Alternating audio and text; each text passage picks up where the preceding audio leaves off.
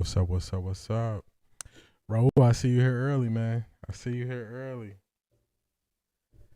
Good morning, Ms. Brown. How you doing? How you doing?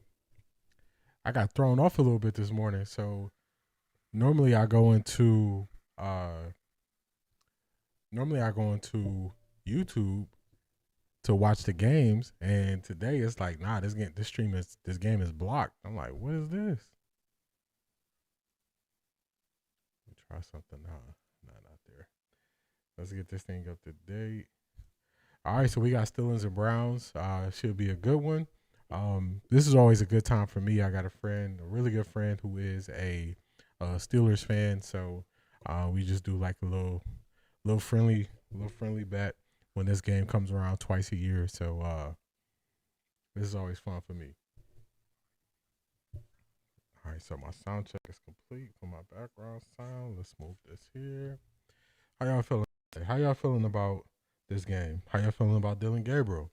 I noticed that some of the ways that Dillon Gabriel is being described has been changing.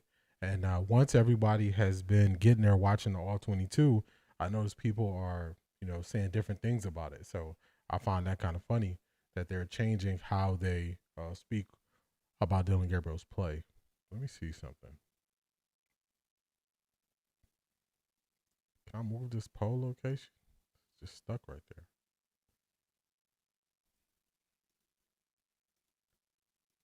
All right, guess I can't move it. But that's all right. We still in for a good one. Change some stuff up. I want to try to add where I could like put y'all chats on the screen so y'all can know who I'm responding to. So I did add like a chat highlight that I'm trying to figure out. So just working out some of the kinks on that so I can highlight the chat of whoever I'm speaking to so they know exactly. So it's not just random. So, always working on new things. Also, and it's going to be above, I think it'll be this way. You'll see a subscription goal trying to hit that 500. So you see that subscription goal up there. We're going to keep that up there until we're able to hit that 500. Then we'll move it to the next goal because, you hit one goal. A goal is only a place marker for the next goal that you're trying to accomplish. So I'm going to keep that up there. But I'm definitely going to be working on some things. Let's see if I can get this up. I want to be able to put y'all chats on the screen. Let's see. We're going to work through it. We got a couple minutes till kickoff. We got a couple minutes till kickoff. So I'm going to work on this and then we'll get the sound going. I think it's going to be a rough day for my Cleveland Browns. Even though I am a Browns fan, I'm looking at the Browns through the lens of no emotion and just based on what they actually produce. And doing that, this matchup is scary to me because what the Browns don't do well is what the Steelers do well, and the areas of the field that the Steelers want to attack are weak spots for the Browns. I read off some stats at the end of the stream on Wednesday, just speaking on how the Browns struggle in the slot and Rodgers attack the slot. We got kickoff, so let's get this going.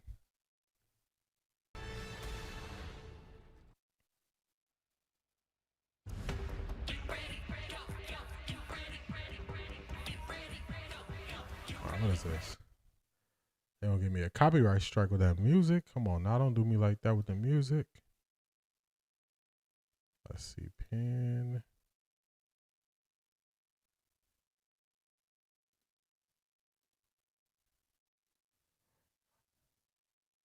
All right, so Browns kick it off to the Steelers. Steelers get ball first.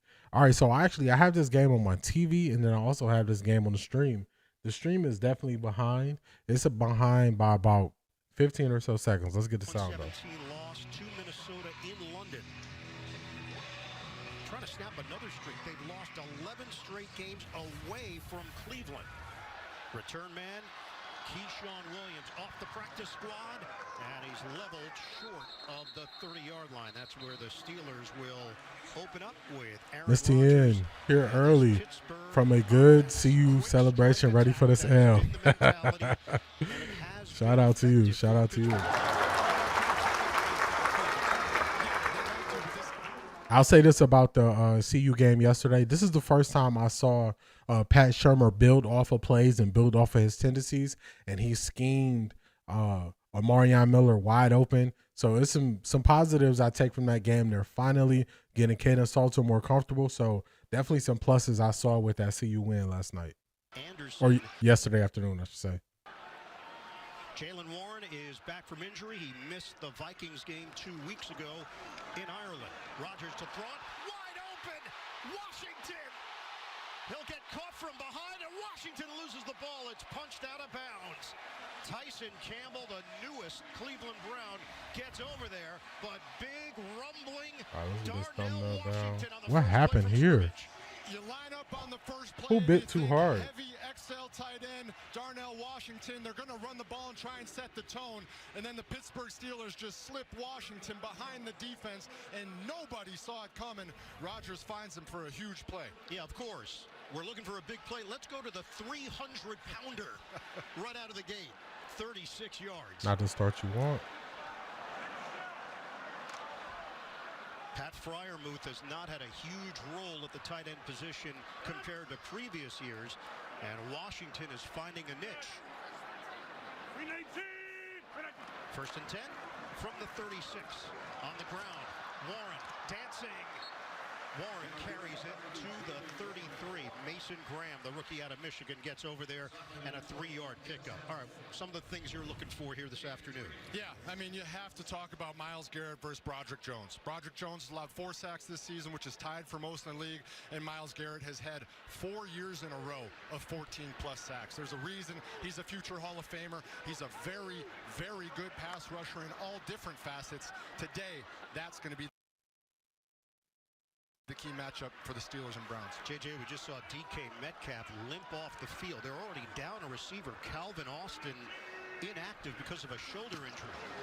Out of the gun, hand it to Warren. He bangs his way inside the 30. Alex Wright among. So I started looking into the new cornerback that the Browns got. He's the number 7, Tyson Campbell. I started looking into him. He's a really good tackling cornerback, so I like that. He's a bigger cornerback, so he already is showing up here today. I'm not sure who blew the assignment on the tight end play, but he was able to knock the ball out, and then there you saw him make the tackle. So he's showing up early. One that has multi-catches on the season, 10 of them, but not a part of it this afternoon. 4 receivers set on a 3rd and 4. Single setback, Warren, Rodgers, pump, Rodgers delivers, and it's caught by Jonnu Smith, another tight end getting involved. It's good enough for a 1st down, and he took a pop from Grant Delpit. Really nice job in pass pro by the Steelers offensive line. Aaron Rodgers, you could see his feet get a little skittish back there because of. Ms. Brown, I don't think we see Shador today. Unless Dillon Gabriel gets hurt, I don't think we see him today. That's the only. I think the only way he gets in this game is if Dillon Gabriel gets hurt. And you can hear him using that hard count. Myles Garrett talked to us in the production meetings about that hard count. They've harped on it and practiced it all week. And a timeout for Pittsburgh at the 11:52 mark. Aaron Rodgers getting on somebody. About something, whether it's the call coming in through the headset or coming in too late, they're going to talk it over and try and get it figured out, but you never want that this early to waste the timeout. We asked Aaron about the state of the offense at this stage of the year, and he said, hey, we're still figuring it. Ms. Brown, if things go how I see them going, I think you picked the perfect game to see Shador start coming off that bye week. So if Dillon Gabriel is not able to stack some wins here, I think they would be looking to make a change around that bye week if things don't go well for him. So you might have picked a great game when they play the Jets. Also, I watched the Jets play today. Man, that was just a rough watch. Their offense is really bad. They can't really get anything going, but they got good players, so it's kind of strange. So 1st down, Kenneth Gainwell, who was a standout in the victory over Minnesota, is now in there. Rodgers gets rid of it quickly, and it's too high in the area of DK Metcalf. Coverage from Denzel Ward. They had 313 yards of offense against the Vikings. They allowed 372. crazy, though, that in this division, no team has a positive point differential so far at this stage of the year. Pittsburgh is the best of the group at -2 point differential on the season. 3-1 is interesting to see with the -2 next to it in point differential. Yeah, don't jump off sides. Shotgun for Rodgers. They're there. Denzel Ward setting that edge. Denzel Ward, Devin Bush making the tackle. Hems him in and then makes the stop. Well, the AFC North, there's the record, 3-1, -2 point differential. Cincinnati is 2-3. They're a -71. Then Baltimore 1-4, Cleveland 1-4. It is right now the strangest divisional setup in the National Football League. And it's not what you think about when you think AFC North. You think everybody keeps the points totals low, they play the defense. It's just certainly an interesting dynamic when you see that -71 at 2-3 for Cincinnati. A dime package here for Cleveland. This is a 3rd and 11 for Pittsburgh. Rodgers in the pocket. Rodgers lets it fly. There you go. They were going at. They were going at Tyson Campbell there. He was able to hold it down, got the incompletion. Greg Newsome came over from Jacksonville, was over there. You've got Myles Garrett on the edge. They're going to try and chip him with Jaylen Warren. He says, you know what, I don't want to deal with that. I'm going to go underneath inside and just easy up and into the pocket.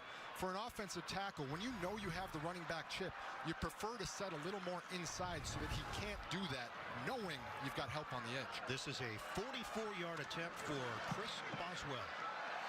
Kick is up. And Boswell has got it. The second most accurate kicker in NFL history gets the scoring started. Pittsburgh with a 3. Browns hold up slightly.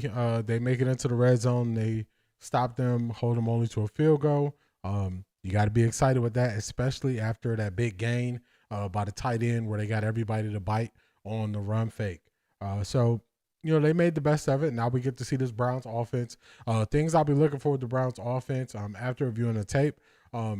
Dillon Gabriel has to work on that medium range accuracy in that 15 to 25 yard range. Most of his throws that went more than 10 air yards were not accurate, so he has to do better at that. I want to see what Kevin Stefanski can scheme up when it comes to man-to-man coverage and cover one. That's something he really struggles with. And what I noticed is offenses that are not creative, these teams are just putting them in cover one, man-to-man, and sending pressure. And I saw that with the Jets. I saw the Broncos do that to the Jets. I saw the Jets do that to the Broncos. That was just an ugly game. I watched that whole game today. I saw it last night in last night's game with LSU and South Carolina. So you have to scheme guys open. I don't want to keep – let me word this correctly. I think it's an excuse for people to keep saying, oh, you don't have the fastest wide receiver. Speed is not the only thing when it comes to playing wide receiver. Speed is a plus when it comes to playing wide receiver, but that is not the only thing that determines if you're able to have success. Puka Nacua, I believe in the 40, ran like a 4.6. He has some of the most separation or highest levels of separation in all of the NFL. He is far from the fastest wide receiver. That is an excuse. You have to scheme guys open. You have to know what the defenses are trying to take away, and you have to be able to get them on their back foot when they're trying to take away what you're trying to take away. So I saw Sean Payton run a certain run play a couple different times, have success from it. Then he built off of that and schemed guys wide open on the touchdown pass. I believe it was to the tight end. That was built off of him scheming it open from him setting it up with the run plays. So we can't, not me. These other guys, they can try to give Kevin Stefanski a pass for that. I will not give Kevin Stefanski a pass because he can't scheme guys open. It's his job to scheme guys open. Even when we have fast wide receivers, they weren't getting open. So you can't just blame it on speed. That's an excuse. Let me adjust. I got some stuff going on in my background here. Got a chair.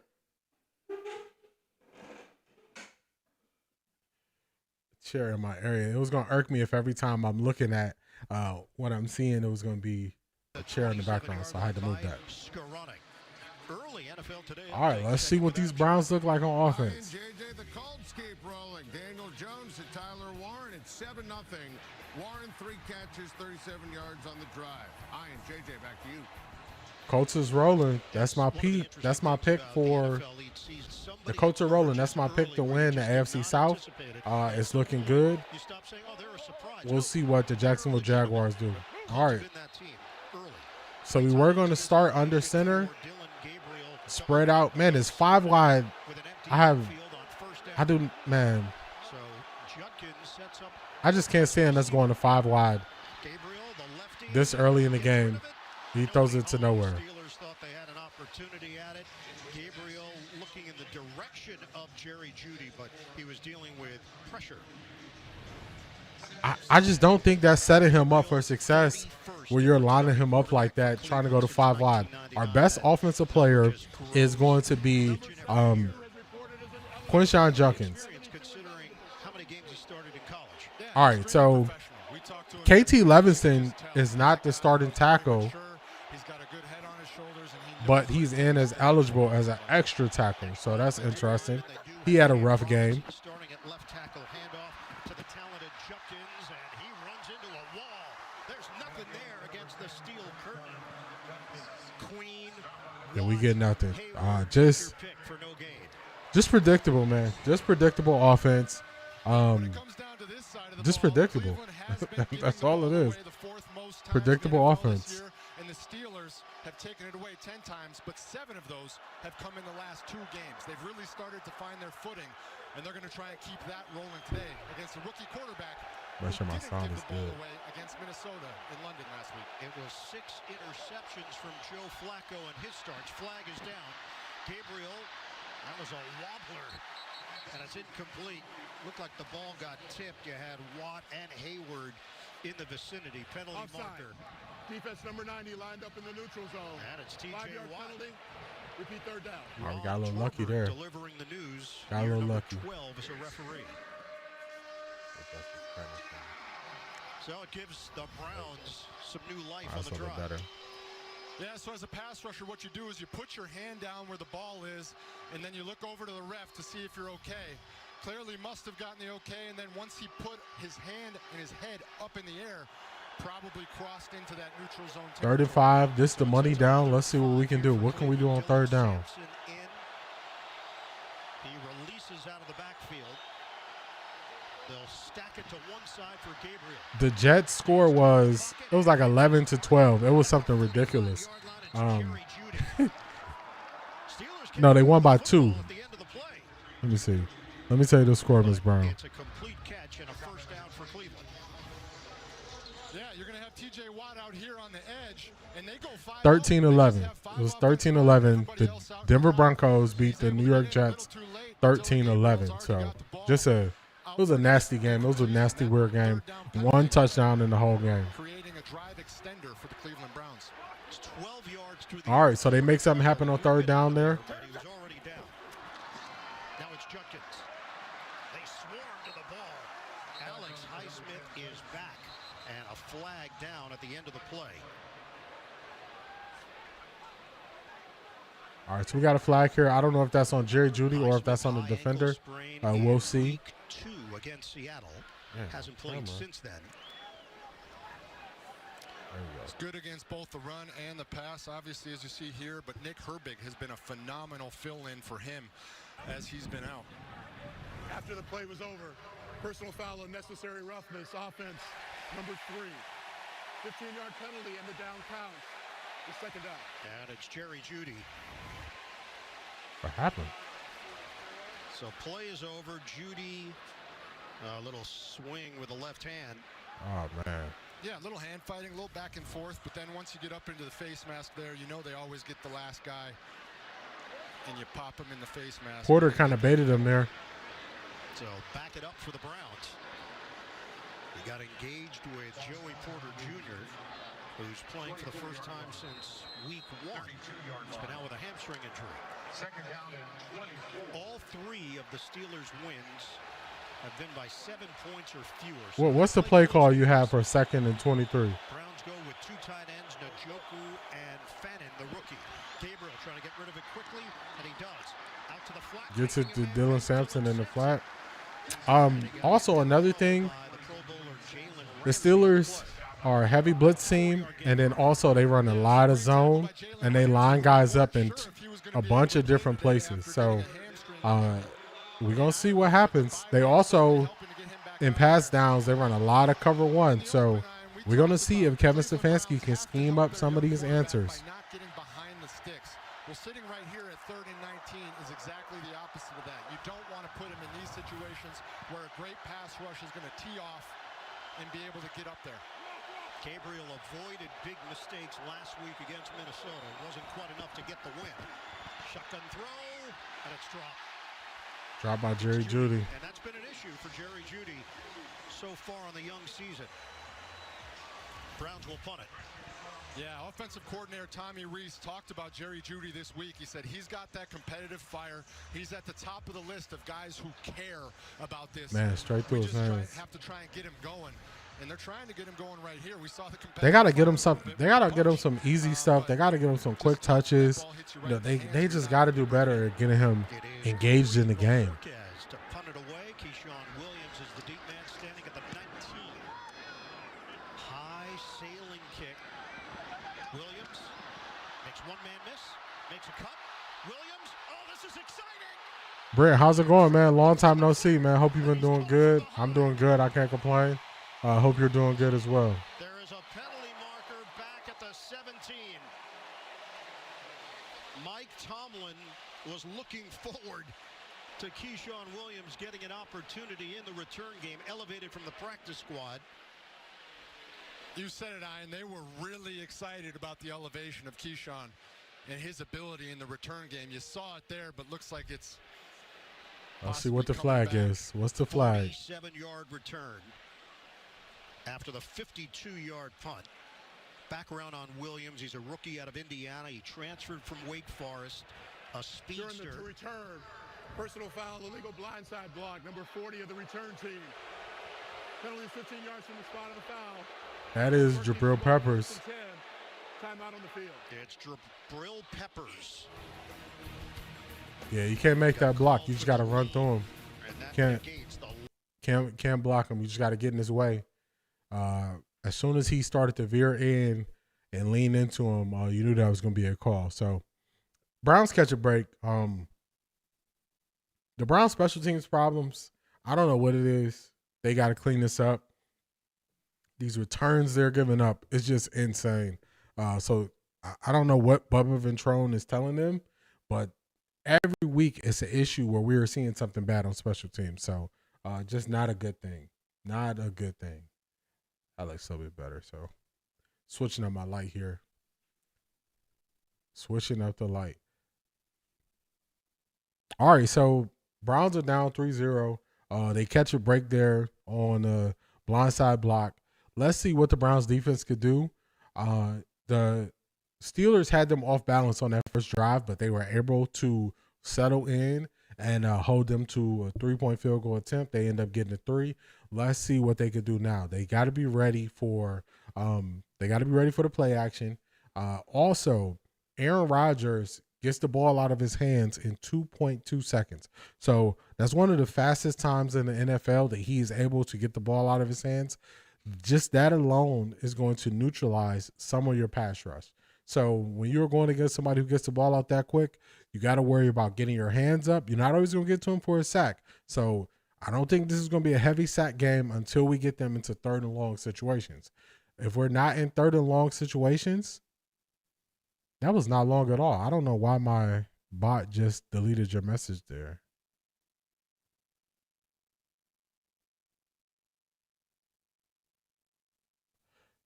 Yeah, I don't know what my bot was doing there. You all good, Brent. I don't know what my bot was doing there. Sometimes my bot just gets so overly aggressive. That's not a long message at all. It's 6 words. Come on, bot. You got to chill out. You got to relax. But like I was saying, we're probably not going to see a lot of sacks because of how fast Aaron Rodgers gets rid of the ball. Jeudy has to catch his passes. That 3rd down play, it wouldn't have got 1st down, but they could have probably pinned him a little bit deeper with the punt, and he just got to catch the ball with 2 hands away from the body. He has to. You're a Steelers fan, you're looking at that replay and you're saying, I don't know if that's a penalty. He puts his hands up, he turns his back. This is a technique that they teach to try not to get a block penalty, but the problem is it's forcible contact back towards your own goal line. There you go. That's it. To the head or neck. There you go. That's why the refs called it. And Danny Smith talking to All right, Jalen Warren gets bottled up in the backfield. That's what I want to see. Warren gets wrapped up quickly. Malik Collins leading that charge. They've got a nice mix on the Cleveland defense of veterans and youngsters. Smith has been doing this forever, 13th year. Jim Schwartz also been doing it forever. Quick snap. All right, quick snap. Rodgers get rid of it. Drops it underneath to Warren.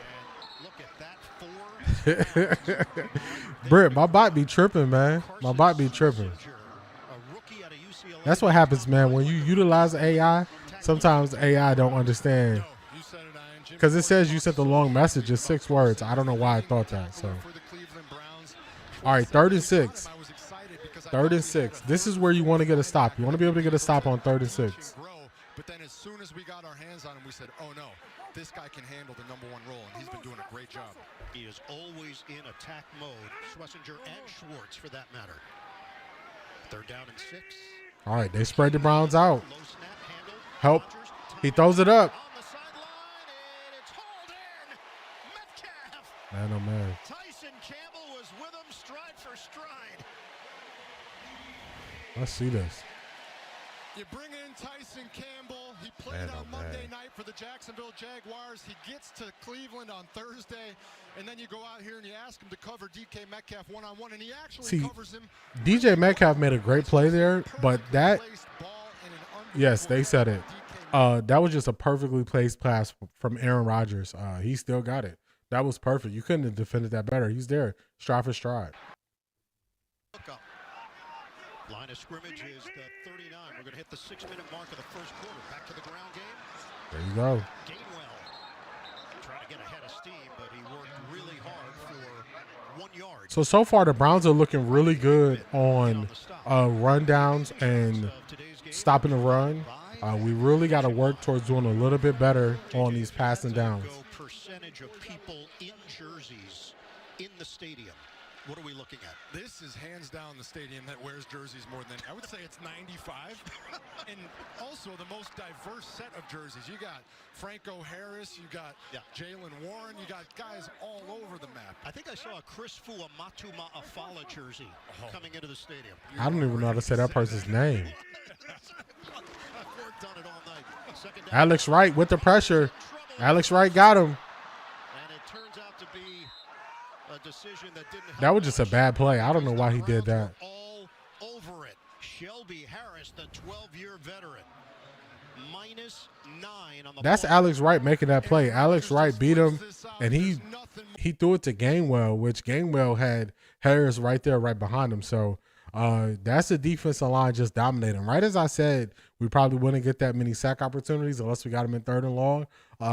They created an opportunity right there. Alex Wright beating his man and making a play. Alex Wright has been balling out this year. Now we got Isaiah McGuire on the opposite side. Let's see what the Steelers do 3rd and 18. This is a 3rd and 18 now for Pittsburgh. They go empty dime package for the Browns. Rodgers, He dumps it off underneath to Gainwell, and he's not going to get it. to do much with it after the catch. Gang tackled at the Tyson Campbell right there, in there on the tackle. So this is what you want to see. Also, Jenkins. Who's Jenkins? Did we just call? Is he who we just called up off from the practice squad? Celebrate the sack, and then you look and see a penalty in the defensive backfield. Feel like you've been there. You're feeling. I got some flashbacks. Yeah, well, PTSD. Waitman.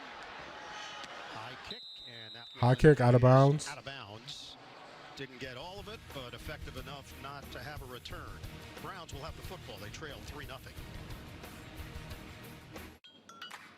If you have a small business, you might not know you could be wasting money on your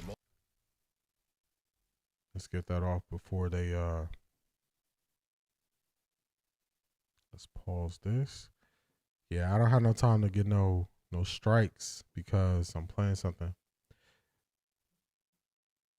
No, you lying. Brett, you serious?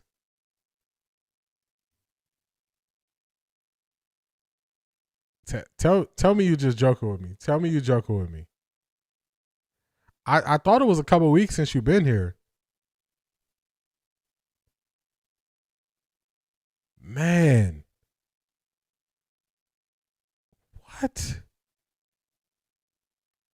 Was it because like it was just one of those situations where it's something? Oh, CBD oil. Dang. That'll get you. That'll get you. That'll definitely get you. Dang. And I don't know what my bot is doing. No spamming caps. What is my bot doing today? No THC. Not joking. Man, that is crazy. It always amazes me how some of these other countries just view things. It amazes me how they view things that are viewed totally different in the United States and the penalties they have for them. So, man, that's unfortunate, man. But definitely glad to hear that you out of there. You know what I'm saying? Like, I don't want no Brittany Griner situations going on. And I noticed I hadn't seen you in a couple of weeks, so I was like, dang, where Britt been at? So that is wild.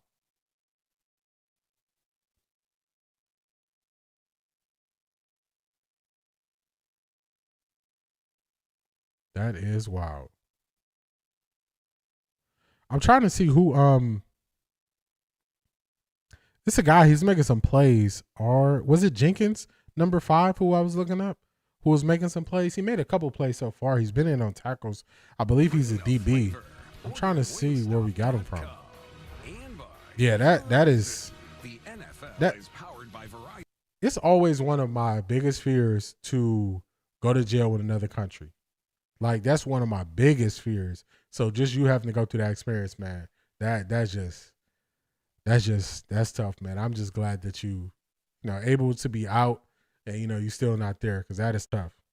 And Judkins single setback. Gabriel to throw it on first down. He drives it. And it's Jamari Thrash leaving his feet to haul it in just short of the first down. Diving catch by Jamari Thrash. A good catch there. Young quarterback, you want to get him on the move and create some throws that come across into his window. Good catch. Good catch.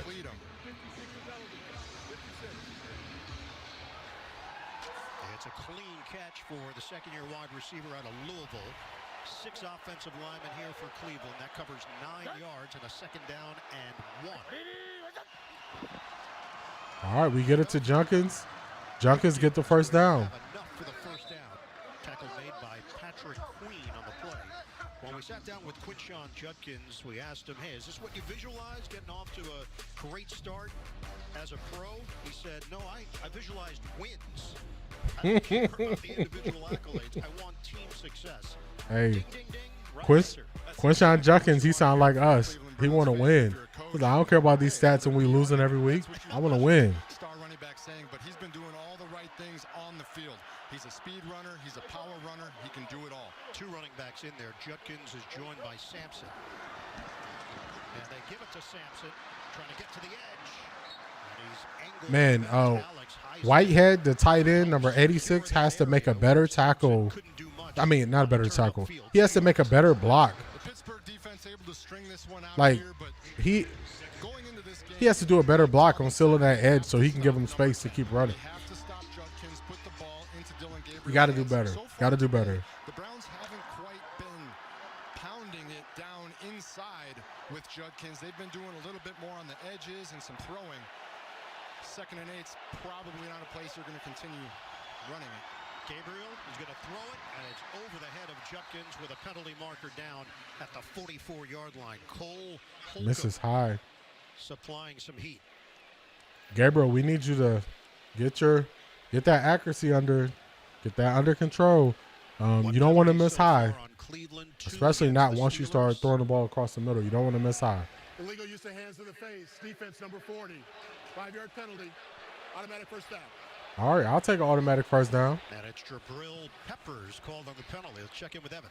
Jabril Peppers, the former Cleveland Brown. We drafted him out of Michigan years ago.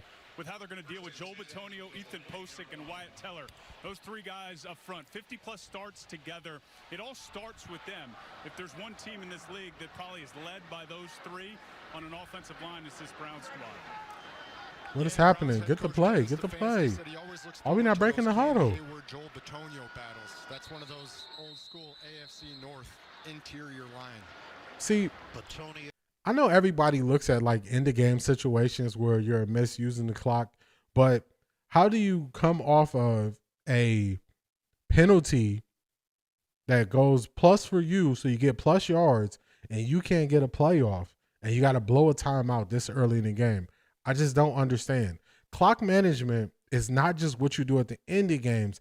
It's what you do all throughout the games where you are blowing timeouts. So the Browns kicked the ball off first. So a key time in this game is going to be 2-minute drill if the Browns can try to double up at the end of the second quarter.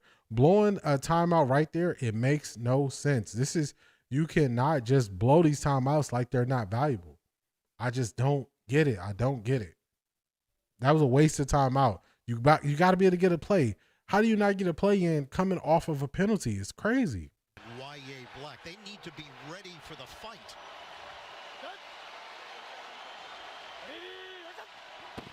After the Browns timeout, Gabriel rushes on, and Gabriel gets sacked. Corner blitz. Corner blitz, Jalen Ramsey. Move him anywhere on the field. Is he hurt? And he's a phenomenal Jalen Ramsey blitzer. looks This is shaken one of up. the things that he does Like he has to best. come He out the does a game. lot of things really well. Yeah, he has to come out the But you're game. He's gonna shaking see up. they take TJ Watt down inside. Corner You're gonna see blitz, Jalen Ramsey because come when in you're from off doing- the screen and just be unblocked, Fannin doesn't see him until it's too late. Too late. And that's a When they know you're going to do rollouts and they know you have a smaller QB, so you got to set up lanes for him to see slower development plays, they send that cornerback blitz. Look what happens. Jalen Ramsey on the sideline after making a great play there on the cornerback blitz. Second and 17. Quinshon Judkins makes one man miss. He can't make the second and third guys miss. Another perennial Pro Bowler along with Peyton Wilson. Bring him down.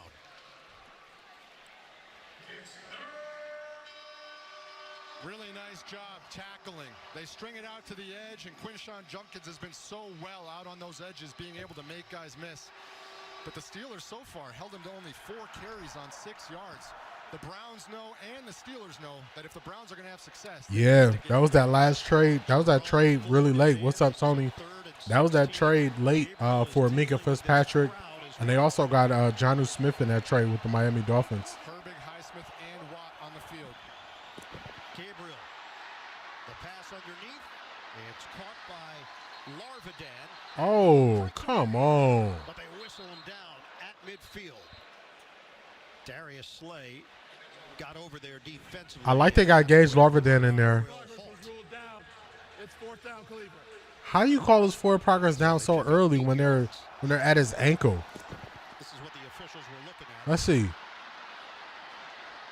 He's ruled down there, and the whistle blew. And That's too early. That's too early. bonus yards. That's too early to blow the whistle You there. can understand the frustration. I mean, it's a He's quick still whistle he's trying still to up protect on the his players, feet. But I can see why he wanted to keep it rolling.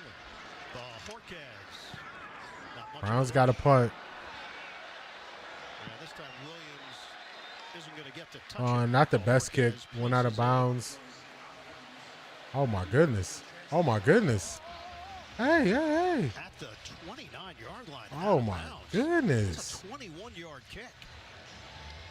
That's just a bad kick right there. So the Steelers will have better field position than first anticipated. Special teams overall have just been a thorn in my side when I'm watching the Browns. For the last 5 years, special teams have just been so rocky. It's crazy because growing up, watching the Browns and watching special teams, it wasn't really many things you can take positive from the Browns, but you knew they would have special teams. Just seeing Josh Cribbs, Phil Dawson,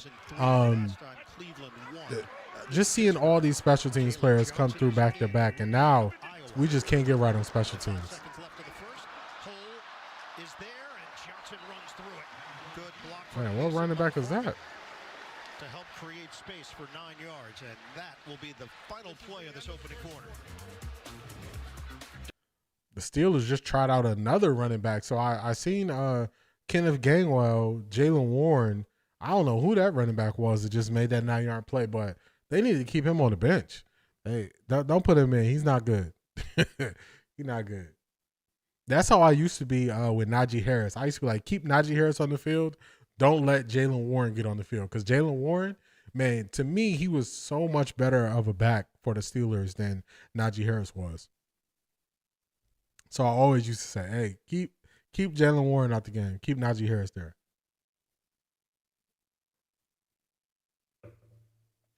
All right, so we made it through the first quarter. It is a 3-point game.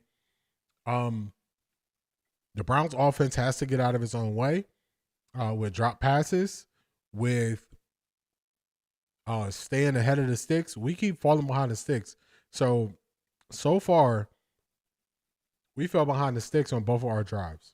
And when you fall behind the sticks and they start playing soft coverage, trying to keep everything in front of them, it's just not a good look for your team. So, having a younger team, you got to make things easy. You got to make things simple. Seeing that the Steelers like the blitz and they like to send 6 guys at the highest rate in the NFL, the Browns got to be prepared for it. On rollouts and bootlegs, they might be sending guys off the edge or sending guys off the corner like they sent Jalen Ramsey, and that could lead to just easy 10-yard sacks. So they got to be careful with scheming that up, because the more and more tape you put out there, the more they can prepare for what you like to do and what makes you comfortable. So I want to see us build off of what we're doing. So if we have split zone plays that we get the most results from, I want to see us play action off a split zone. I want to see us build layers into it so we can keep the defense off balance. When you got a defense that wants to be aggressive like the Pittsburgh Steelers, we got to keep them off balance. We can't be doing this, where they know what we're going to do, predictable. Once we get to 2nd and 10, they know we're going to run the ball. Like, you got to keep them off balance. So instead of going straight to a running play on 2nd and 10, put some receivers out there. Go to a quick wide receiver screen, which is essentially a running play, so you can spread the defense out and not let them just line up and know what's coming. They keeping that running back in number 20. I don't like it. He's pretty good. After the poor punt from Bojorquez, they get a 9-yard run from Caleb Johnson, and now a 2nd and 1. First play of the second. Oh, okay. That's Caleb Johnson from where you go? I think Caleb Johnson went to Iowa. I've seen people say he wasn't having the best year so far, but Gage Larvin is getting some work. Dillon looks bad. Dillon doesn't look settled in. I would say that. He did make a good throw that was a good throw to Gage. He did hit Judy in the hands, both hands right on the numbers. But I don't expect him to see a cornerback blitz. Joe Flacco couldn't identify cornerback blitzes. Rodgers had to throw it away. They surrounded Rodgers with Alex Wright and company, and it'll be 2nd and 10. Alex Wright off the left edge here, able to get Alex some Wright is pressure off balling. his counter move. He starts up the field, comes back underneath, and gets his hand up in the face of Aaron Rodgers. Alex Wright is balling. He's having a great season so far. He's making his impact felt, especially when he's opposite of Myles Garrett. He's getting that one-on-one, and these right tackles, they don't want to see him. 2nd and 10 for the Steelers. Jalen Warren sets up next to Rodgers. Give it to him. Oh, Warren stays upright, runs over a man. First down. Ronnie Hickman. Isaiah Wright had a chance to tackle him for a short loss. I think trading Greg Newsome was a bad idea. Left the defensive end unblocked here and tried to. I don't think we needed to trade him this early with the trade deadline looming a couple weeks away. I think you wait and see how things go to keep that continuity with your defense. So the timing of it, I didn't like. We'll see how it plays out, but definitely the timing of it, I did not like. Inactive. Back-to-back Warren. Takes it right up the gut and carries to the 45. Yeah, from what I've seen, Tyson Warren is the one. He was giving up big plays in Jacksonville.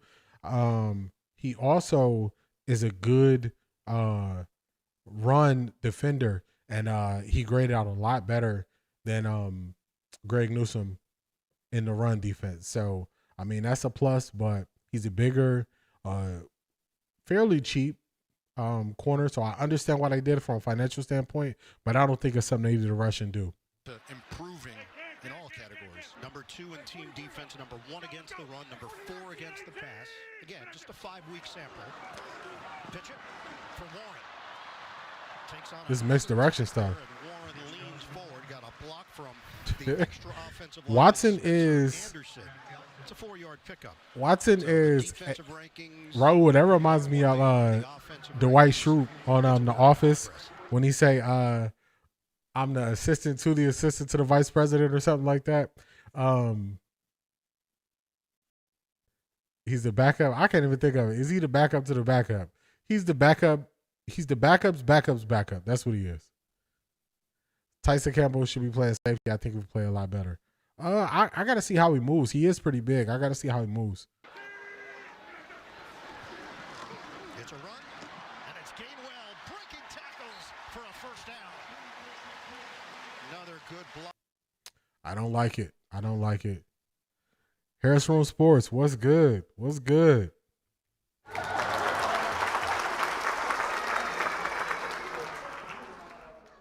Harris, I was checking out your video on the Missouri and Alabama game. I put a comment on there.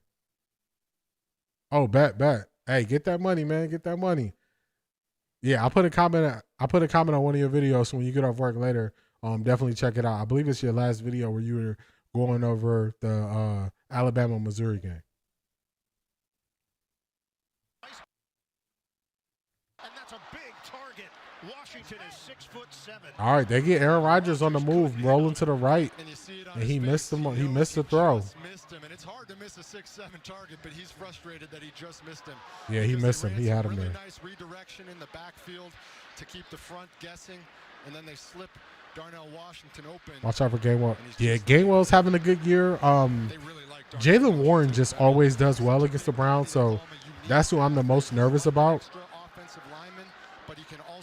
Oh, I just saw it. He's a cog in the wheel like Dillon. Okay, because I noticed that people are starting to hype him up, and I'm like, I got to see. This season, Jonnu Smith has been an addition as well. Rodgers, the timing route to the sideline. It bounces off the back of Campbell in a matchup with Metcalf. We got lucky there. Campbell didn't know where the ball was. He actually face guarded.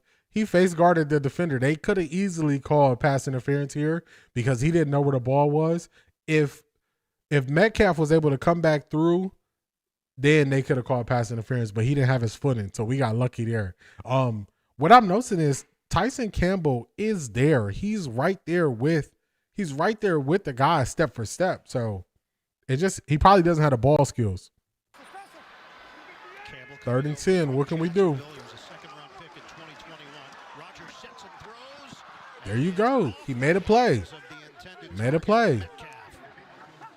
They're definitely targeting Tyson Campbell out, and he is holding his own. On 3rd down, it'll be the field goal unit coming on. And one of the reasons he's been able to step in so quickly after such a crazy week is because Jim Schwartz runs man-to-man at the highest rate in the entire NFL. Tyson Campbell is a man-to-man corner. They asked him to do a little more zone in Jacksonville, but he's a man-to-man corner. So he can just step in and you say, cover that man. It's kind of like a defensive lineman. Go get the ball. Chris Boswell, he knocks it through from 50. Yeah, I got faith in Jim Schwartz. I got a lot of faith in Jim Schwartz. That's why I don't really have much faith in Kevin Stefanski, but I have a lot of faith in Jim Schwartz. And even if we were to go for a different head coach, I would hope that they would just like to keep what they have in place with Jim Schwartz, because our defense is not the issue, and people want to just put all the blame on our defense like it's the issue, especially last week, just blaming, it's they shouldn't have given up that drive, as if teams don't scheme and aren't going to make plays too. So I'm a big Jim Schwartz fan. I would say that. Oh, back to Harris Room Sports. I do have like a bias for quarterbacks that go to these big schools and they have all this talent around them. I think it's so hard to determine if they are good or if it's the talent that's making them look a lot better. So,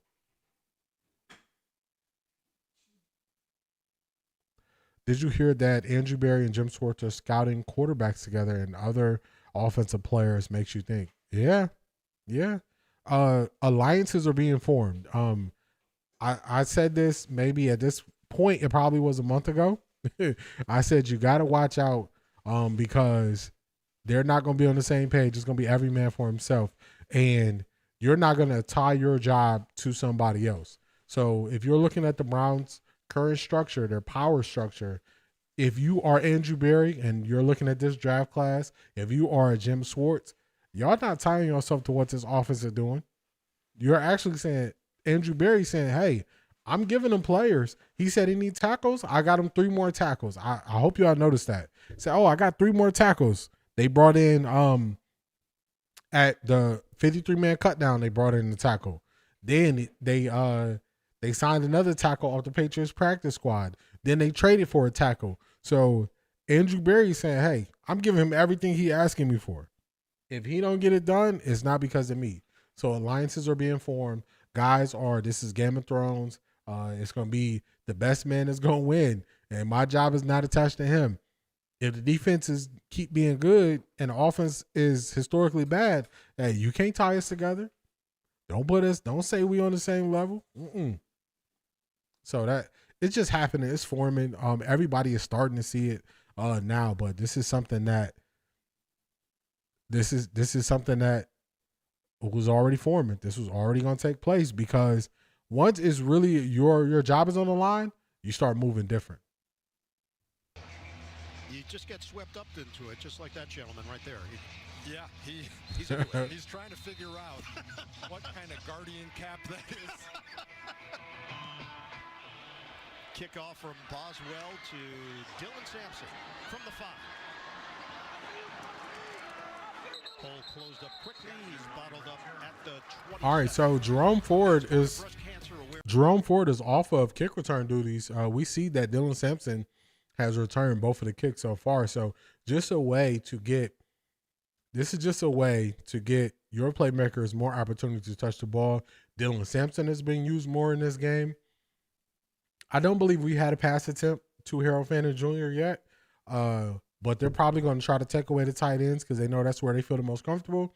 But you got to get these playmakers the ball when you can. We'll have a promo later, JJ. Wisconsin is on our air next week. That's it? Just Yeah, that's it. Judkins gets the call and carries it to the 31, hit by the rookie Derek Harmon. Rookie against rookie as we send it to Evan Washburn. Well, and you've touched on it. 2 big trades this week. He got Kevin Young receivers that has talent. Gage Larvidan, Isaiah Bond, and Jamari Thrash. Kevin's just not using them. Jeffrey, I think you just read my mind right there because I was just looking at that first down play and we were taking the tight end off the field or adding the tight end, taking the receiver off the field and adding additional tackle. We're selling all the way out for the run game and you get 3 yards. It's just that's not a good waste. That's not a good use of the actual play. Quarterback for the first time in his young NFL career, the rookie out of Colorado. 2nd down and 7, extra offensive lineman. It's Sampson. He got hit from behind as Watt and Queen got a piece to limit him to a 3-yard pickup. Judkins gets a lot of attention. Sampson's a rookie as well. 4th-round pick out of Tennessee. TJ Watt going for the ball there, retrace and punch for it. Good job by Dillon Sampson holding on to it. The rookie class in general for this Cleveland Browns team has been so good. Yeah, I agree. I mean, he's another tool. You got to use him. You got to be able to use the tools that you have. We have speed on the team. It's just the way that Kevin wants to play. He's not putting the speed out there. 3rd and 4. We're down to 9:27 to go in the first half. In the pocket, Gabriel in trouble. Flags down, and Gabriel gets dumped. You had a number of Steelers that decided to meet at the quarterback. So if you're TJ Watt, just get out of there and celebrate. and get the crowd pumped up. TJ Watt is wrecking his game so far. Offense number 68. Penalties declined. Result of the play is 4th down. This was just a car crash at the quarterback. Everybody coming in at once. First, you're going to see Patrick Queen. Yeah. Right here. He steps out, which kind of spooks everybody. And then TJ Watt. The insider offense line is getting destroyed today. Yeah, I would have to agree with you. I would have to agree with you. Kind of suffocating inside the heart of that pocket. Can you give sacks as a third? Man, oh man. 3 guys? Not looking good. Would you be into that or not? You would not. I'm going to leave it alone. I'm seeing your reaction. I'm trying to figure out who gets credit. Yeah, we did that a lot in the defensive line room, trying to figure out who gets the sack. There you go. Number 1 key, celebrate Get him. first. Oh, yeah. That's a good special teams play right there. You get a speedster, you get him running east and west. You don't want him running north and south. North and south is where he can punish you, but east and west is where you want him to be. The Browns' offensive line is, everybody wants to blame the tackles, but Jeffrey, you're seeing it. You're starting to see that it's not just the tackles. This is it's the overall offensive line. The offensive line, they don't know who to block from play to play. They don't know who to block. That is the issue. And I haven't seen it this bad in a long time. They need to simplify what the offensive line responsibilities are, because they're thinking and they're a step slow. You can just see it. If you look at my YouTube shorts this week, I put out a short. Actually, I think I released it today. It was Levingston. He's going up to the line asking David Njoku, who you got? David Njoku points to 98. I got 98. Then KT Levingston points to number 90. This is last week in versus Minnesota. He's like, I got 90. KT Levingston blocks nobody. The defensive lineman stutter steps to the hole and sacks Dillon Gabriel. So it's at this point, there's no way that you cannot get your hands on anybody as an offensive lineman. There's no way. Dillon's supposed to be the great processor. Free Snappy should know that the blitz is coming. Yeah. That's when it gets real. So everybody wanted to say, I saw it in real time. I saw that, to me, it seemed like Brian Flores was kind of going easy on Dillon Gabriel last week. He was not putting his blitz packages on film. And I was, in real time, I was like, he's not really doing that much to Dillon Gabriel. And now when people watch the film, they said Dillon Gabriel was kind of confused. And I was like, but going into this week, the Steelers are going to blitz more, drop back in the zone, and then they also do cover one. So they blitz. When they blitz, they run a zone behind it. So it kind of throws you off to get you second guessing. Then in long plays where you're throwing the ball, they go to a cover one, which is man to man. And they got guys like TJ Watt and Highsmith who can beat you on the edge. So I saw all of this as just a recipe for disaster. And now people are not going to be able to say, oh, he's just this processor. He's seeing everything, because what Minnesota did was a little bit more vanilla. He couldn't process and see it. So how is he going to be able to see it where you go against a team who wants to beat you bad? They don't mind what they put on tape. They want to beat you. That's what Baltimore did. In the Baltimore game, Joe Flacco was confused. He didn't know where to go with the ball. And that's kind of what I foresaw what would happen to Dillon Gabriel in this game. Rockin' party. Line of scrimmage is the 21. The Steelers have a 6-0 lead on Cleveland. It's a quick hitter. Jonnu Smith. And he leans forward out across the Alex Wright, Grand Deppin on the tackle. by Alex Wright. Under Mike Tomlin, this team has been outstanding coming off the bye. High winning percentage. And then throw in the fact that the team you're playing is actually coming off a game in London. Yeah, it's a bit of a double catch you there, because Pittsburgh gets the fresh legs off the bye, but Kevin Stefanski talked about how it was difficult to come off such a difficult loss and come back home after it and get back into your routine. He said we turned the page each day, did his messaging with the team. Man. We're in a good place. Caleb Johnson. They didn't hold Shelby Harris right there up the middle. Look at this. Look at his shoulder pad pushed up. Shelby Harris beat that interior lineman so fast. That has to be holding. Against the Vikings, he's got 3.5 on the year. He's kind of taken 3rd and 3. What can the Browns do? Jim Schwartz told us, and he's been doing a really nice job and not necessarily getting enough credit for how good he's been playing. Dillon Gabriel gets one more game after this game because I want Shedeur to get a full week of practice, just like Dillon did. I agree. That's why I think that if Dillon Gabriel keeps playing at this rate, man, good defense. Good defense. Oh, my goodness. Man, you just do everything right, and Aaron Rodgers just figures out a way. He just flipped that forward. Just flip it out there. Was that a catch? Got the catch. Tough to tell from that angle. Let's see from here. The question, did he trap it? It's clean. Man, oh, man. This is crazy. And the drive continues. All right. Was perfect to Metcalf. He beat Tyson Campbell there. Yeah. That's why I think when Shedeur's probably first game is going to be, if Dillon Gabriel plays this way, it's going to be off of the bye week. Could have gone the other way, but now you look at those two plays and the momentum, the energy, the juice that it's brought to this stadium and the offense. Sometimes it just takes a little off-schedule magic to get things going. That's a 19. If you're asking about Dillon Gabriel he's not really doing much. Our offense hasn't really done much.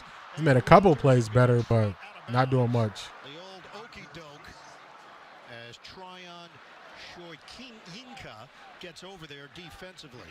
Let's go to New York and Adam Shine. 2nd and 8. JJ, how great is this combo? Look at Sam Darnold to Jackson Smith and Chigba. My goodness, just cool. Man, look at that throw. Yards for a touchdown. 10-6 Seattle. Another second in Jacksonville. Man, these Ohio State wide receivers are showing out. You need a wide receiver, just get one from Ohio State. They showing out. If I need a wide receiver, I'm looking at 2 colleges. I'm looking at LSU and Ohio State. Warren will line up just off the line. Yeah, they just showed that Jeffrey. They just showed that replay. He did have a good throw. Man. Makes the connection with Washington. He's had a pronounced role in this first half, and that's a first down. Just a little stick route. You're going to see Darnell Washington here on the edge. I mean, he is huge. He is like an offensive lineman out there, but he moves like a receiver. And when you're able to run just a Where'd they get this guy from, number 80? This dude is huge. Him in the running game to block. It's such a weapon. JJ, what did they do in Houston? Did they re-weigh you every year and then post that weight, or did they just stick with your rookie weight? I was wondering the same thing, because they have him listed at what here? 264. That's not There's correct. no way. He at least 325. Do you work at a carnival? There's Rodgers. And that time it bounces off of Washington, incomplete. Send it to Evan. Yeah, guys, the weight is an unsolved mystery that we'll continue to work on. But there's a lot of conversation in and around Darnell Washington as to will he eventually become a full-time offensive lineman. We talked to Mike Tomlin about it, and he said he's unique. He's got the skill set. They're not talking about it right now, but there's an opportunity, as he put it, for the two to grow old together, meaning he could grow into that position as he ages in this league. He's a true unicorn in a league of unicorns, guys. Yeah, he is mammoth. He is powerful. And right now he's Washington was drafted 2 years ago. 867, 207 pounds, maybe bigger. Yeah, man, he looks huge. Oh, 6'7". Man, 6'7", 270. He is huge. He has to be over 300 now. Against DK Metcalf, that was going to be an angle play to Gainwell, working it to the outside. Instead, they're going to back it up. The Steelers scrimmage is the 37. The Steelers have been #1 in the NFL in penalties this year. In terms of fewest penalties. Yes, in terms of fewest. So they average 4 penalties a game, and they've already got 4 here today. It's one of those keys. The reason they've been successful despite that negative 2-point differential is because they've been playing clean football in terms of penalties and turnovers.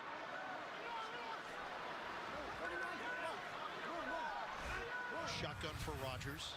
On a 2nd and 15, we're going to hit the 5-minute mark of the second quarter. Swing it. Gainwell snares it and then accelerates. Across the 35, Spencer Anderson with a block on the outside. Who helmet came off? Rodgers scooped up someone's helmet and hands it over. I want you to watch number 74 right here. Jeffrey, that's funny you say that. That's what they were just talking about, how he could naturally just move into an offensive line position as he gets older. That's what they were just talking about when they were talking about him. shows it when you're able to block and then get out in front and lead the way. 3rd and 9. Let's see if the Browns can get off field. Anywhere. Third-year offensive lineman out of Maryland, a 7th-round. Don't jump. Don't jump. Gainwell stays in there. This is a 3rd and 9. Rodgers with a short pass. And it's caught Ronnie by Hickman, Gainwell. Tyson Campbell there to make the tackle. Boswell, Let's go. Manageable attempt. They pick up 2. Tyson Campbell with the stick. All right, so And I think Aaron's comfortability the defense is doing the best that they can. The defense is doing the best they can. Y'all know my saying, the Browns offense has to pay them back. You got to pay them back. You can't have them, just holding them to 3 every time like this, and then you not pay them back. So you got to pay them back. That's Mike Tomlin. Just so you know. Yeah, that first play, the first play caught the Browns off guard. Chris Boswell. That play action they ran to him on that first play, he definitely gets that field way faster than you might think. All right, the Browns offense has to get something going. They got to figure out a way. They got to get ahead of the sticks. They got to get 4 to 5 yards on first down. It's sad, but last year when the Browns would be like 3rd and 8, at that point they should just punt because they weren't able to move the ball when they got to 3rd and 8, or they had a very low likelihood of moving the ball when they got to 3rd and 8.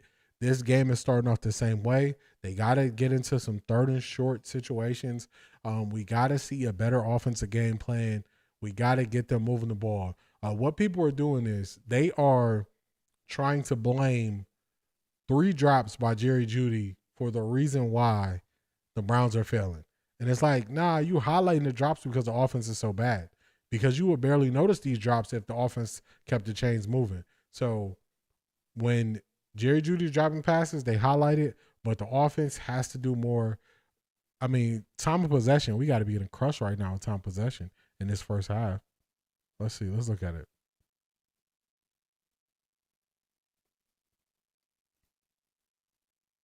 Let's see what the time of possession is. Or actually, team stats. We got half the time of possession, essentially. Steelers had it for 17 minutes. Browns had it for 8:54. So that's not going to win you no games because you want to be able to run the ball. You need to be able to run the ball to maintain time of possession. I believe it. I don't play Madden no more. I got so frustrated with Madden last year that I finally just said I'm out on Madden just with the mechanics of how they make players move. But I bet I could believe it because, I mean, you could put him in as backup tight end. You can put him in as backup fullback. You can definitely use him as a chess piece. The Steelers team act like this team is like work. Yeah, they like, look, we just showing up going through the motions. We're going to beat them. Jerry Jeudy. Okay, got you. I was stuck. I was trying to figure it out. Thank you for following that up. Jerry Jeudy shouldn't be out there. It should be Gage Larvadain and Jamari Thrash. They both had 2 good plays. Jerry Jeudy dropped the ball. I want to see the Browns go into 3 wide receiver packages with Jeudy, Gage, and Jamari Thrash. That's what I want to see. 1 tight end, 1 running back. Like this 2 tight end situation, I don't think it's helping as much as they think it is because we're losing so much speed. A pretty solid return right there by Dylan Sampson. He gets popped. There is a flag on the play, so that's not a good start. The hit. Number 28 is down for the Steelers. Special teams ace. He is holding his knee. He looks to be in a lot of pain. This is not good. I'm guessing they're going to do a TV timeout here. By the return team, number 17. The penalty is 10 yards from the spot of the foul. Cleveland's ball, 1st and 10. Timeout on the field. Penalty against. Yeah, Dylan Sampson returning kicks because remember DeAndre Carter's out. He's on IR. And they had Jerome Ford doing it last week. But if you're looking at more ways to get Dylan Sampson the ball, you're like, hey, here you go, return kicks. Because we know what Jerome Ford is. Jerome Ford is good.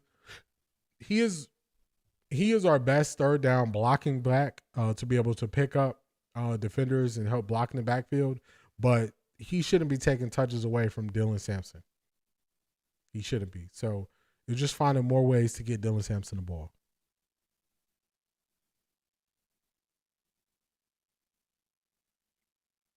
We need something on offense. We need something. We need some offense. Let me refresh the chat here. Let me see if this thing will work now.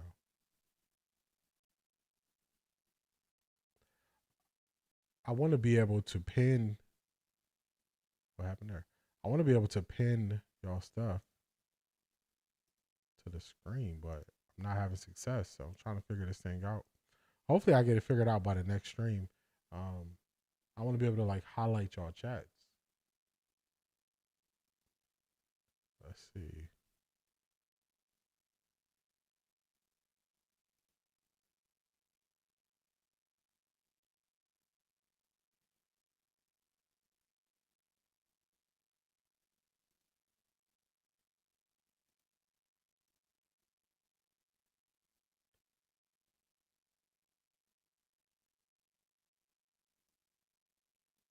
Give me a little bit more time. Let's see if this works. Highlight by hovering over the chat. How did Dillon Gabriel throw the fastest ball recorded in college, but he has a decent arm? I don't know. That's one of those weird things. Those type of stats don't mean that much to me. DTR had a very similar stat about him, and that just don't mean that much to me. I want to see guys actually produce. I think sometimes you can get caught up in those stats that don't translate to anything in the NFL. It's kind of like the 40 time. The 40 time. Yeah, it's cool to say a person had the fastest 40 time, but you know that don't really matter that much to me.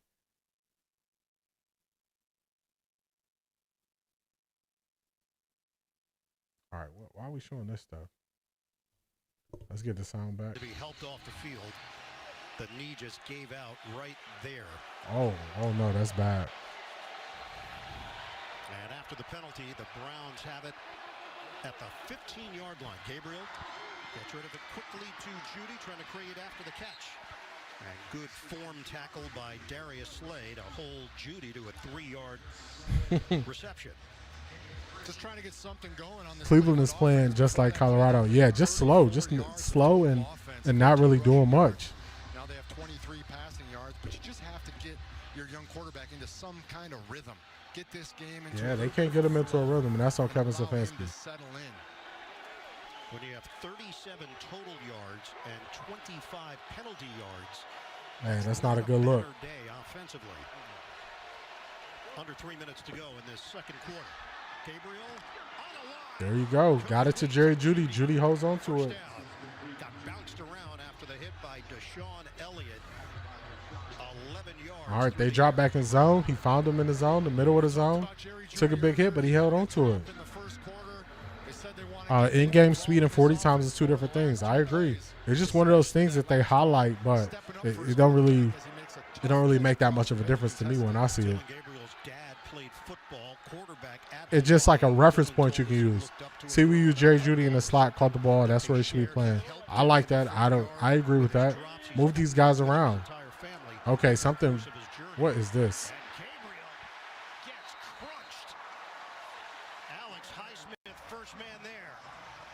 People gonna see the truth about DG and why he played so long in college.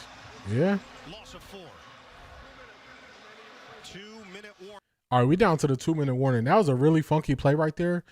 So something went wrong because Dillon Gabriel rolled out like it was a play action. Nobody else was a part of the play action, and he kind of ran in a circle. So I don't know if that was on him. I don't know, but that was a funky play right there. We're gonna have to make sure we remember to highlight that when we break down the all 22 to figure out what happened. But that was really funky. Dillon Gabriel took a sack right after making a good play to Jerry Judy. So you just can't continuously have these situations when you need points and you need to be able to score. When your defense is holding the offense to 3 field goals, you can't have this keep happening. Just keep happening. It's happening too frequently. So eventually you're just going to have to, you're going to have change. You're going to need change for the sake of change to see if it's the players or if it's the play call, or you're going to need some change. So just not looking good. You can't dink and dunk the whole season. I think as a coach, I agree. Kevin Stefanski's offense is not creative. And when you look at the best offensive play callers in college or in the NFL, because I watch a lot of game film, you can see that they are either isolating a player, they are isolating a part of the field, they are isolating certain things that they're trying to take advantage of. When I watch Kevin Stefanski's offense, majority of the time, I cannot see what he's trying to attack. I don't know where he's trying to attack. I don't know the defender that he is putting in conflict. It's very hard to find that, and it shouldn't be that hard to find out. The team is not behind Dillon. When the veterans go to the sidelines, who are they going to? Shador. I think they believe in him. Facts, Keno. I think they believe in Shador too. When I watched the film back last week, this is the most demonstrative I've seen David Njoku. After every single play, he looked very frustrated. Not every single play. That I don't like to say every and all. Majority of the time, David Njoku looked frustrated, and that's usually not his demeanor. So something is off. Once you watch the film, you see Dillon Gabriel missed him a lot last week. He kept getting isolated versus of the Vikings defender number 44. David Njoku was beating him play after play after play, and he was not getting targeted. So let's see what we do. 2nd and 14. 2 minutes to go, first half. Steelers look to be in zone. They drop out in zone. Make them, man, oh man. Oh my goodness. Isaiah Bond, the intended target, but penalty marker at the Kevin's offense was supposed to be quarterback friendly. To protect the rookie. Kevin's offense is only, and look at you to the hands of the face. The Browns catch a break there. Oh, that should be 5 yards, automatic first down. Kevin's offense is only quarterback friendly when you actually have oh yeah, that's hands to the face, easy by Cam Hayward. It's only quarterback friendly when you have a dominating run game. His offense is not quarterback friendly when you don't have a dominant run game. You see the holes in it. Move this ball down the field. I agree. Keno, correct. DG played a long time in college for a reason. I agree with that. 5 weeks, and it's Cam Robinson getting the start. Came over in a deal with Houston. Jerome Ford turns the corner. Pretty solid run right there. We run away from TJ Watt. He's trying to chase it down, trying to tire him out. Yeah, that's a good run right there by Ford. Someone said something funny. Nate, Matt Ryan, Coach Cowher, latest NFL scores and highlights. It's all coming up on the Verizon Halftime Report. All right, 1st and 10, 2 timeouts, 1:47. Let's see what we get.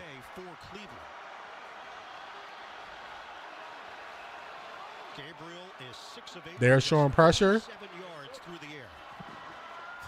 Somebody might have been lined off offsides.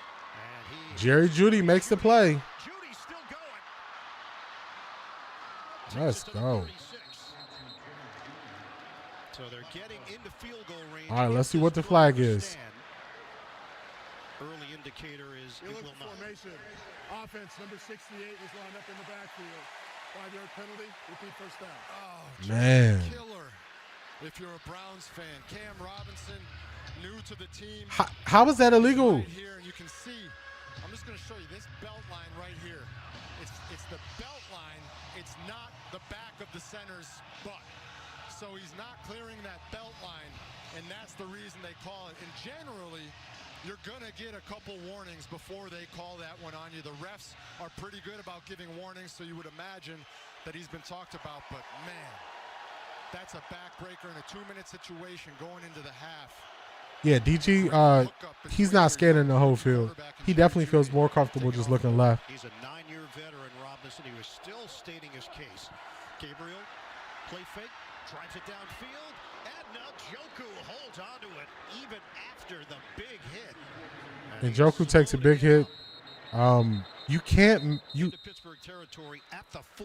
can't throw guys high in the middle of the field and expose them to these big hits. When occurred in the last 2 minutes of the half, Cleveland will be charged with a timeout. Their second. 14-yard completion. you got to get it on his numbers, not high, not getting him outstretched. Jerry Jeudy did it a couple plays ago, catching a contested ball across the middle. Here, David Njoku goes across the middle, knows he's going to get hit. That's a medicine ball. And then for Dillon Gabriel, I know oh no. his height in the past and getting balls batted, maybe not being able to throw over the middle. All right, good to see David Njoku walk in there. That was a tough hit. Once they slowed it down, it looked a lot worse. His playmakers really nicely for that Cleveland offense. It was the former Brown, Juan Thornhill, that put the hit on Njoku. He goes direct. We go 5 wide a lot. The difference is they went 5 wide with receivers and running backs and 1 tight end. We always go 5 wide with 2 tight ends. I don't believe that gives you the advantage. When we go 5 wide with receivers, running back, 1 tight end, I think we have the advantage. A different type of. He said, no. Where you get the ball as a running back, the handoff location. It was like Yeah, he's throwing a lot of passes high. It's a give to Judkins. 2nd and 1. Judkins get the first down. It was really interesting. I never thought about the height of the handoff for a running back, and Judkins talked about that. Flacco versus Gabriel. Flacco is 6'6". Gabriel is listed at 5'11". Gabriel, sideline toss, incomplete. Gonna get rough in the passer here on Patrick Queen. We're gonna have 2 penalties here. He kept his hands out of it and tried to do the not me thing, but when you come in face to face and you hit up that high, the ref's gonna throw it every time. But there's also a flag in the defensive backfield. So multiple flags in the pocket. A 3rd flag at the. Let's see what this call There were is. fouls by both teams during the play. Pass interference. Offense number 3. Personal foul, roughing the passer. Defense number 6. Those penalties offset. Repeat first down. Man, So tough game. Jeudy Tough called game for on the penalties. offensive PI, and Queen roughing the passer Oh. here at the end got him Whoa. up high on Gabriel. Yeah, just a launch. I mean, he goes up there face to face. That's forcible contact to the Oh, head. and his head smacked on the ground. Here Man. is Jerry Jeudy. Oh, yeah, Jeudy, you flung him. Trying to not give up an interception. 1st and 10. David Njoku back on the field. That's a plus. First half. Gabriel soft toss. It's broken up. Larvadan, the intended. Joy target. Porter. Dillon Gabriel isn't 5'11". There's no way. Russell Wilson looks taller than him. After the play. Joey Porter Jr. I went to the game, the Carolina game, and Dillon Gabriel definitely looks shorter than 5'11". He doesn't look my height. He definitely looks short. When you see him in person, he looks short. I think 5'11" is being generous when they say 5'11". He looks really short in person. They have just 74 total yards. All right, 2nd and 10, 1 minute to go. Browns got 1 timeout right at the 45. 8 yards for a legitimate attempt for Schmidt. Gabriel, they'll get Jeudy with the play. Looks like he got the first down. right at the marker for a first down, working against Porter. See, this is what you got to do. You got to keep feeding Jeudy. Don't let, a drop pass here or there. Keep feeding him the ball so he can build that confidence up. He kind of bobbled it a little bit there, but he brought it in, got that 2nd foot down. So you got to keep feeding Jeudy. You got to feed your playmakers. He got 6 targets, 4 receptions, 36 yards. 6 targets, 4 catches, 36 yards for Jeudy. 51 yards on this drive. They had just 30. Yeah, Keno, he definitely is closer to like 5'8", 5'9", max. Ford remains in there. You got to get the play off. Gabriel straight back, delivers, incomplete. Man, They're trying to feed it to Jeudy. they went nice there, but that that could have been another medicine ball coming across the middle right here. Like, you can't keep throwing it high across the middle, man. You're going to get one of these guys crushed. Jeudy was trying to brace himself for the hit. Like, man, come on, man. Throw it low, let him slide something. You can't keep setting these guys up to take these hits across the middle. To throw off the timing. 51 seconds on the clock. 10th play of the drive. Ford out of the backfield. Gabriel from the gun. Protection holds. He slings it. And it's handled by Fannin. Tough grab by Fannin at the 32. Brandon Eccles with the tackle. They pick up a couple of yards on the play. Pittsburgh.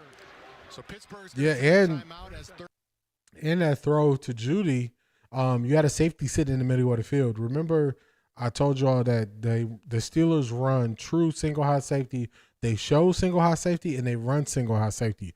So when you know that they have him sitting there in the middle, you can't force it into the middle with the safety just sitting there waiting for it.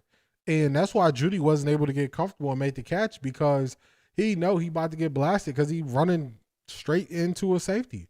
So, I mean, yeah, I think they need to scheme Jerry Judy open more, not force him the ball. DG can't throw low. It will get INT or batted down because he is too short for a QB. That could be it, because like when you send these guys across the middle to set them up, like these are medicine balls. So,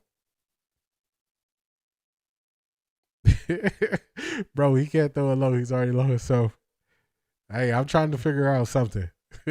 I don't got the answers. I'm trying to find them. Trying to find them on the fly. Sampson lines up as a receiver. Low snap. Gabriel throws it underneath. Catch made. Move made by Sampson. Oh, no. He spun backwards. He had the first down initially, and it looks like Let's see where they spotted. Patrick Queen got over there. It did look like. That's real close. It looked like he was there for the first down. To me, the reason why when they go 5 wide it's working is because they're going one tight end and they're putting receivers with Dillon Sampson. That is, you get so much more of an advantage when you use guys with speed.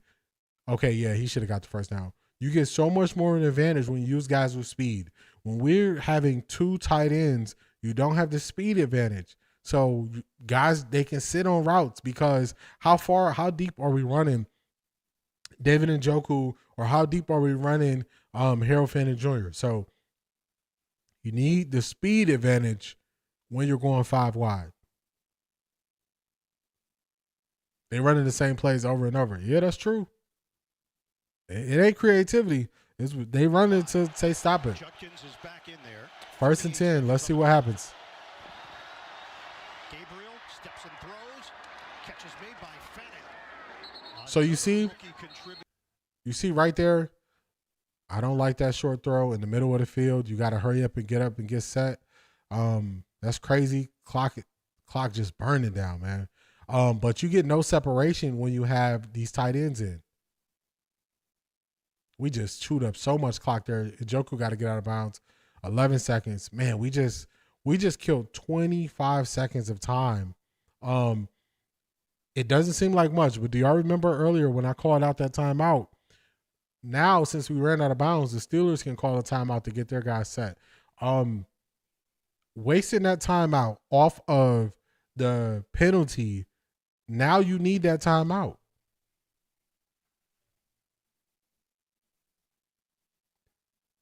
Yeah, this is just the real question is, why is Kevin's offense, or is it Tom Reese coming up with new things? Kevin never went 5 wide. Kevin always goes 5 wide. He just goes 5 wide from 12 personnel, and you don't get the advantage. He goes 5 wide a lot, but it's with 2 tight ends out there. Now, if you're saying the personnel packages could be Tommy Reese, I would have to agree with you, because we haven't seen this much 5 wide with 3 receivers, a tight end, and a running back. That's when you got the advantage. And a running back is Dillon Sampson. So that could be a wrinkle that Tommy Reese put in there. But he was running 5 wide. We've been running 5 wide his whole time here. It's always with 2 tight ends with no advantage. 11 seconds left. Let's see what we do here. These shots got to be in the touchdown. 11 seconds on the clock.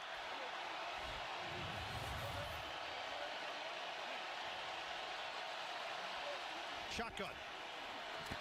Gabriel hooks a pass. What is this? And Ford gets out of bounds. Collision there. And that's dangerous, because if he goes out of bounds sideways or backwards, that clock keeps rolling. Okay, all right, we're on the same page, Jeffrey. Yeah, I agree with you there. So we agree. Kevin should be fired, Andrew should be fired, and Jimmy should sell the team. They're all terrible. The only 2 that we can really realistically shoot for is Kevin being fired, Andrew being fired. Jimmy, they building that new stadium, so they're not going nowhere. 7 seconds left. See, that first shot had to go to the touchdown. Snap it, snap it. And they can sit. Incomplete. Looking for Njoku. 3 seconds on the clock, and now the field goal unit will come on. Man, the plays that we just ran,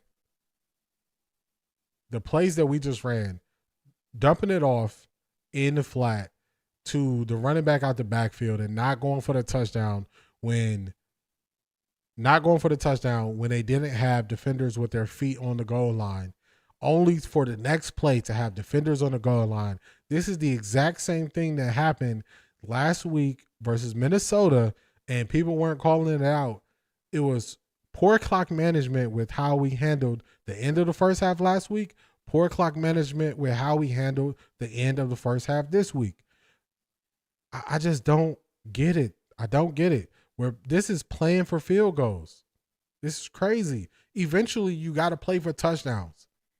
On that play where we checked down to the running back, that's when we had to go for a touchdown shot when we had 11 seconds.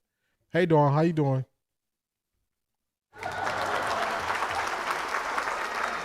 I'm doing good. How you doing? We not gonna win this game kicking field goals, man. We not gonna win this game kicking field goals. It ain't gonna happen. You got to take shots at the touchdown. That's a way. Time for Shedeur. Shedeur, with these wrinkles that they added in this week, I think can have some success. When they are staying out of these obvious run plays, obvious pass plays with 2 tight ends. The 2 tight end thing, yeah, it's cute, it's cool. It worked 3 years ago. But they got to get to spreading teams out and softening up their coverage so they can get to running the ball. That's what they need to see. JFK is supposed to return next year. I can't wait. Him and Carson and Bush, that's a really good linebacker group. I agree. I definitely agree with you there. That would be a good linebacker group there, those 3. Because you got Thumpers and Carson. You got Thumper and Devin Bush. So I think that would be good. We need a real offensive coordinator. Kevin should give up the play calling. Robert, I agree. Every year, eventually, everybody gets to the point and say, Kevin's just not there creative. The play calls aren't there. We're already there. They need to bring out Shedeur. I agree with this. Shedeur, with these personnel groupings, I think will be better. It will be better suited for him. Miss TN, let's see what happened. All good. Dawn, let's see.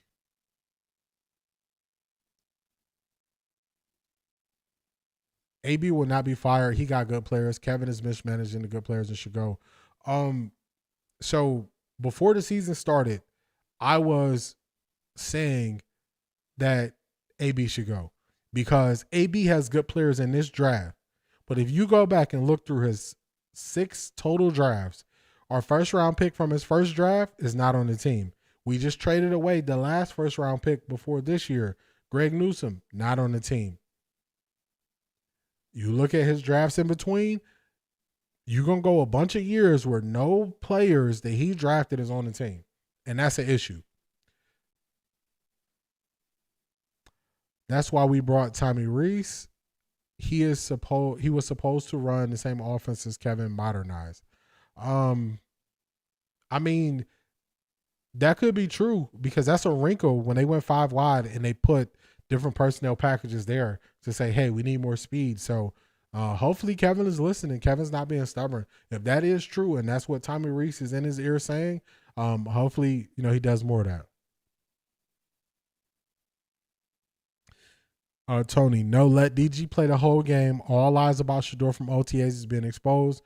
We all saw his play throughout camp. Hey, I see what you did there. In the short term, of course, I want to see Shedeur, but I would tend to agree with Tony. I don't want any more question marks. When Shedeur hits the field, I don't want any question marks on Shedeur hitting the field. I don't want them to question, oh, did Dillon Gabriel get a fair chance? Did this? Nope. Let DG go through it.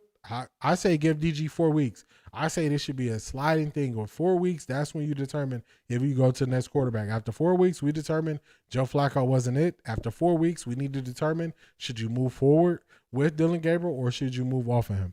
JOK and Greg Newsome, who just got traded, that's the best ones Andrew drafted before this draft. Grant Delpit, I'll put Grant Delpit up there too.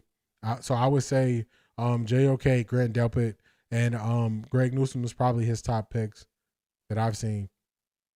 Cleveland needs these games. Miss Brown, I instantly wanted to agree with you. Then I thought about it. I'm torn. What's up, Marie? How you doing?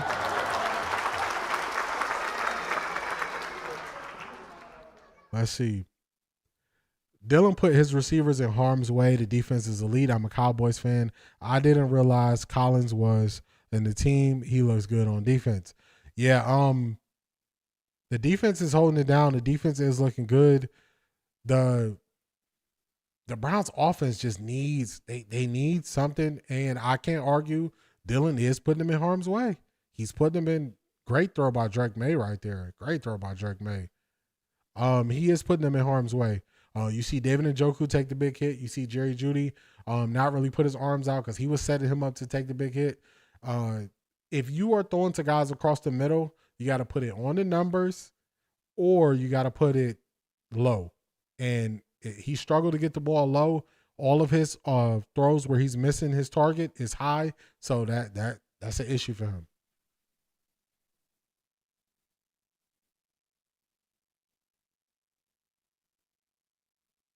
All right. Let's listen to some of these highlights. And Jigba says, no. Ohio State is wide receiver. Look at that throw on the post route. How about that for the big touchdown, 61 yards to the crib, 13-6 Seattle. And then we have the Cardinals and the Colts. Kyler Murray, he's out. He's inactive with a foot injury in this one. But Daniel Jones, he's continuing what he's been doing all year long. He's saying, you know what? I can keep it because I can throw and run. The Colts, they are up 14 Daniel Jones. in this one. And Pittsburgh defense going against the rookie killer Dillon Gabriel right there. And you see Jalen Ramsey coming in, 1 of 3 sacks on the day. And you can see again, the second one is going to be T.J. Watt and Nick Herbig. And then Derek Harmon and Alex Highsmith are combined right here. Yeah, that third sack that Dillon Gabriel took, it looked like he ran the wrong play. They just showed it from the backside angle. Like he ran the wrong play. Honestly, I hope we keep Livingston because somebody's got to play guarding next year. He's starting high because he's having issues seeing over the line. I can't disagree with you there. Yeah, we got to fill the offensive line next year, Jeffrey. We have to. So hopefully, you're hoping somebody looks better. DG, let me get your message here, Tony. Yeah, my bot going crazy today. DG been putting wide receivers in harm's way. We saw this before, no surprise. Here we saw this all camp. Kevin Stefanski's stubbornness is the problem. Should start at a rookie game 1. I agree. And this is supposed to be an evaluation year. Why isn't Luke Weipler out there? Towards the end of the year, he might be out there. But if you look at it, Joe Antonio came back. If Joe Antonio wouldn't have came back, maybe you could have put him at left guard. Wyatt Teller has some mistakes, but he's been one of the bright spots on the line. So do you put him at right guard? So, oh man, Penn State fires James Franklin. The Nittany Lions entered the season as title contenders. They are now sitting at 3-3 after suffering 3 consecutive upset losses. Man, James Franklin out. Drew Allard, season-ending injury. Rough times for Penn State. With the way the play calling is going, I'm not sure DG is really bad. As much as I want to see Sanders, I'm not sure he will succeed in this situation with the way KS is calling the plays. I tend to agree with some of that, but Dillon Gabriel is having a hard time seeing the middle of the field. Dillon Gabriel's having a hard time seeing it. So, yeah, Penn State got rid of that. You know what it is? they started to spend money. Once Penn State started to spend money, they took Ohio State's defensive coordinator, paid him a bunch of money. Drew Aller didn't enter the draft. He came back. Drew Aller wasn't looking like he took a step forward. The team is losing games that they should win. So I see why he got fired. Jack Conklin and Wyatt Teller, I would bring them both on a 1-year deal next year. Offensive line play is so bad in the NFL this year. I think Jack Conklin and Wyatt Teller could secure longer than a 1-year deal. That's the issue that you will be going against. Think about it. Every game that y'all watch, every single game, you hear announcers talk about how many offensive linemen are injured, how many offensive linemen are hurt, how many offensive linemen are getting beat. It's going to be competition for average offensive linemen. There's going to be competition in free agency. So the smart thing would be to sign him to a 1-year deal. But Jack Conklin, he's not the weak spot on his line. He's a weak spot injury-wise, but he's going to be able to command at least a 2 to 3 year deal. Wyatt Teller the same. Wyatt Teller is going to be able to command a 2 to 3 year deal. So if you don't see a franchise, why would these guys come back and say, hey, I'll come back and play for, 1 year? They're going to be able to get multi-year deals, I think. So, I think it's going to be tough to get them to come back for loyalty. I mean, Joe Antonio came back because he didn't want to uproot himself, but he might retire. So it's going to be hard to get the cheap, or not cheap. That's not the right word. It's going to be hard to get the solid offensive lineman on a 1-year deal. It's going to be hard. It's going to be hard. It's going to be competition. So, I mean, perfect world, you would get them on a 1-year deal, but I just don't see that playing out. So, but the Browns are going to need to fill the entire new offensive line. I think going back to your comment about Luke Whippler, I think with Luke Whippler, around when Shedeur starts to play, they might get Luke Whippler in there. Especially because you got Joe Antonio fighting through the back problems, not really being able to practice and stuff like that. They might get him out there. I appreciate that. Marie.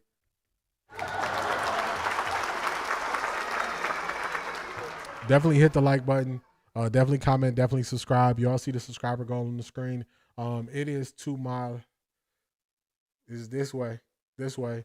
Trying to get to that 500 subscribers. So definitely like, comment, and subscribe.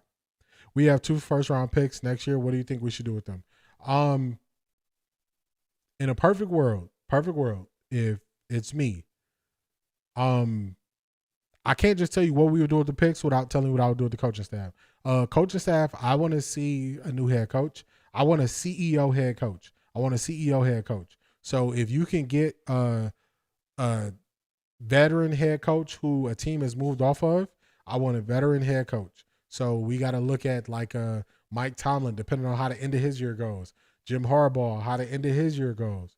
Then offensive play caller, I want to see somebody like Eric Bieniemy, or getting an offensive play caller from college who is experienced.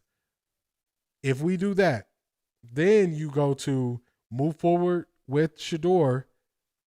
I want to see us go the top offensive lineman, and depending on where Jacksonville's pick is, because it's going to be hard to find a top offensive tackle or left tackle because there's only really one of them in there.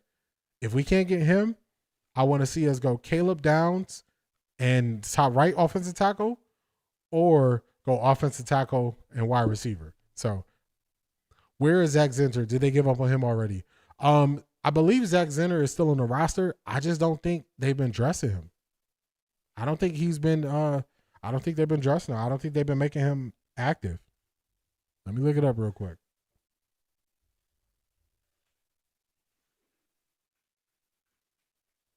But yeah, so I want to see a whole lot more to see us move forward in the ways that I said. I agree. Tony, Byron Leftwich would be a good pickup for OC. See, I want CEO head coach because I want Jim Schwartz to stay to DC, and I want the offensive play caller to have full control of the offense. Excuse me. That's what I want. I don't want the combo, head coach, offensive play caller, head coach, defensive play caller. Nope. I want CEO and I want full-time offense, full-time defensive coordinators. That's what I want. All right, we about to get the kickoff going. Let's get this sound back. And the coaches trust him like a vet. JJ Watt is he's a lot skinnier than he was when he was on the Texans. I noticed that too. It's a 9-3 lead for the AFC North leaders, the Pittsburgh Steelers. Sampson, the return man. Sampson could not get through that first wave of special teamers. And he's down at the 23-yard line. At halftime, Evan Washburn caught up with Kevin Stefanski. Change things around there and get points there at the end of the first half to find some points. Yeah, 2-minute drive, so we had to play a little more wide open and throw the ball there. Obviously, we got to stay on the field is what we have to do on offense, and that includes our run game, picking it up where Quinshon can get his touches here, and then obviously making plays in the back end. But we got to stay on the field on offense. I think our defense. Harris, our defense is holding up. Our offense is looking questionable. Great to see Evan getting some extra steps in. Hand off to Judkins. Tries the jump cut. And the Steelers have contained him. Deshaun Elliott, first man there. It's a 4-yard pickup for Quinshon Judkins, the rookie out of Ohio State. Yeah, and I agree with Kevin Stefanski. They want to get Judkins going. They want to get that run game going. They want to make it easier. Zach Zinner is showing this is going into his second year, so we should have him under contract. What's up, Tim? Go Browns. Let's see if we can pull it out. We got to get the offense going. All right, we got Dylan Sampson in the backfield. Against Minnesota, went for 110 yards on the ground. First Browns rookie with 100-plus yards since Nick Chubb in 2018. Gabriel hit as he throws. Incomplete. Steelers came over. Get on the ball. You have to get on the ball in those situations. If you're the Pittsburgh Steelers, you don't know if that's an incomplete pass or a fumble. They threw the blue beanie. That's a fumble. They are giving the football to What? Pittsburgh. Penalty marker down on the play. That's at the 27-yard line. Ruling on the field is that the quarterback's hand came forward without control of the ball. Fumble recovered by the defense. However, offside. Defense number 90 lined up in the neutral zone. It's a 5-yard penalty. Repeat second down. I think Ron Torbert may have buried the lead for this fan base in the stadium. They thought they were ready to celebrate. Man, did we just get bailed out there? Do you think Watson will come back at any point this season, or will he stay on IR so we can release him with minimal cap damage? I don't think Watson comes back this year. The Browns have insured $44.3 million off his deal for this year, so I don't think they're going to let him play just so they can recoup that money.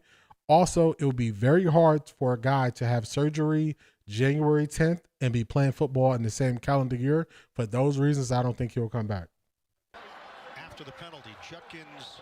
We just got bailed out there, y'all. Extra body there. And more flags.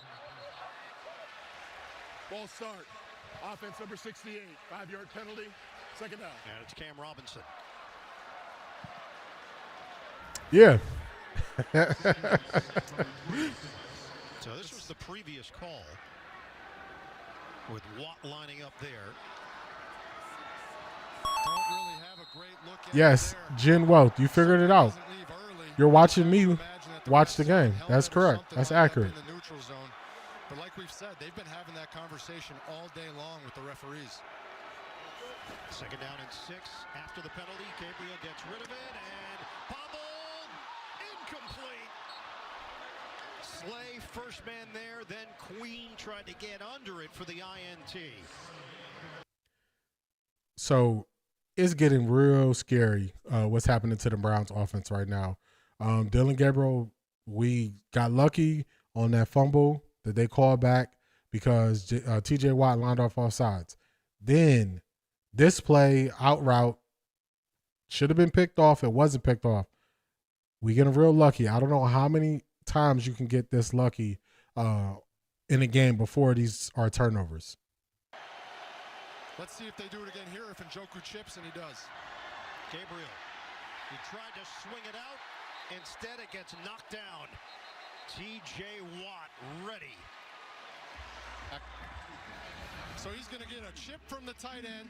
He's going to get a chip from the running back. And you're going to get the tackle blocking him. T.J. Watt is wrecking this game. I can't believe somebody predicted the game to be 23-10 Browns. They do not know we haven't scored 20 points. Yeah, I don't know why they would predict that we would score 20 plus. We can't get over 17. Marie, too short. Yeah, he's having a rough time getting through his progressions. When he gets through his progressions, they know if they don't get to him, put your hands up. And they're letting TJ Watt wreck this game. I agree 100. I don't want Shedeur to substitute Dillon. Dillon needs to play himself out. Just let the course take its course. Don't bail him out. Play through it. Play your 4 games, and then if stuff is where it's at, then we just gonna move on to Shedeur. I don't want no questions. I don't want people to say, "Oh, you see, he didn't get the full opportunity." No, give him his full opportunity to get to where we foresee it going, and then Shedeur get his shot. I'm not one of those people calling for, if Dillon get hurt and all this stuff. I'm not one of those people. I saw people putting those posts on X. That is not me. Jeffrey Dillon is playing his way out. I agree. I remember somebody was trying to argue with me because I said I didn't have faith in Dillon Gabriel, and even if he got a shot before Shedeur, I just didn't think he would be able to maintain it. And they were like, "No, but he's a Browns player. You should root for him." And I'm like, if I don't believe in him, why should I root for him? That don't make sense. I'm not rooting against him. Just be who you are. Be who I see you to be. And that's what he's doing. So it's only so many times. It's only so many times that, you can go out here and not be able to score points before they say, "Hey, we got to go somewhere else." So I agree. Let DG have his games, then Shedeur come in and shine. I agree. That's it. Hey, y'all wanted DG. They told us that Dillon Gabriel was this elite processor. Mike Tomlin called him a great processor. We heard he's a computer processor all summer. Show me. Don't bail you out. I don't want to bail you out. Show me what you got. What Mystical say? Show me what you got. Shake it fast. Show me what you're working with. Hey, show me. Show me. Don't switch it up.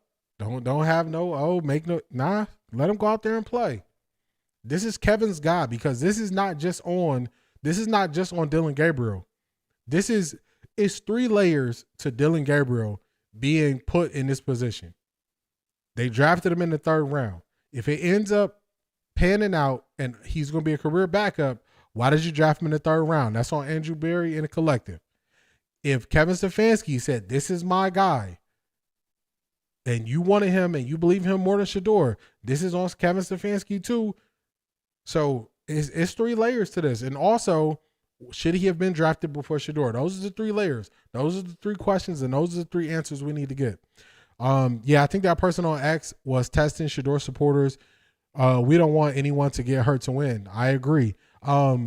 They just slapping the ball down is crazy. Yeah, Ms. Brown, they know what's coming.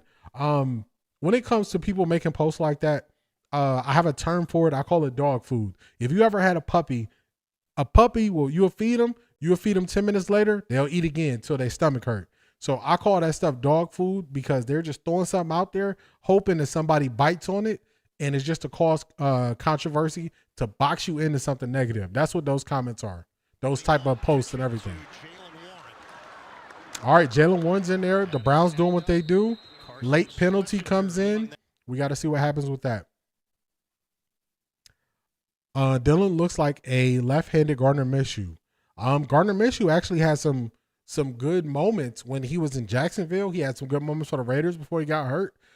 We have yet to see the good moments with Dillon Gabriel. KS guy, yeah, Tony, he's Kevin Stefanski's guy. So since he's Kevin Stefanski's guy, we want to, let it play out. Tell me you saw Mary Kay's very positive tweet about Shedeur. They're gaslighting us at this point. It's a fact. Welcome back, Dawn. I seen everything about Mary Kay. I'm even looking at adding a segment to my live streams during the week where I just do a rewind. I called Mary Kay out months ago. I knew what she was about. Kenneth Gainwell in space, Devin Bush and Delpit make the tackle. Harris, how do you feel about these trades? I question the timing of the Greg Newsome trade. The Joe Flacco trade was that was an F around and find out trade. That was them pushing Kevin Stefanski's buttons, saying if you think you're not gonna make Shedeur to number 2, we just gonna start getting these QBs off the roster. If you notice, they didn't bring Bailey Zappi to the active roster. So those were pressure point trades. I mean, the Flacco was a pressure point trade. Browns give up too many yards there on second down to make it 3rd and short. I didn't see what Mary Kay said. I ignored her and Grocery. What's good, Sam? Mary Kay wrote an article. The title or the headline was "Why Now Is the Time for Shedeur to Be Playing." So she just playing all sides of the fence because she is a microphone. That's what Mary Kay is. She's a microphone. She is the one who just says what the Browns want her to say. She doesn't give her own opinions, just like Jason Lloyd. I like the Robinson trade. He's a solid left tackle. Yeah, Robinson is not looking like the weak spot in this game. Highsmith is not having the effect on the game like you would think. Denzel Ward, lockdown. She says Shedeur has the best arm, best accuracy, and the Browns need that. Yeah, she wasn't saying that when nothing has changed for Shedeur. She wasn't saying that when they drafted him. She wasn't saying that in rookie camp. She wasn't saying that in training camp. She wasn't saying that ever. So that's weak. I think Jones is done. So Robinson is good enough to hold it down for a few years. DeJuan Jones has had 3 unfortunate injuries. I think they need to put him back to his natural side at right tackle.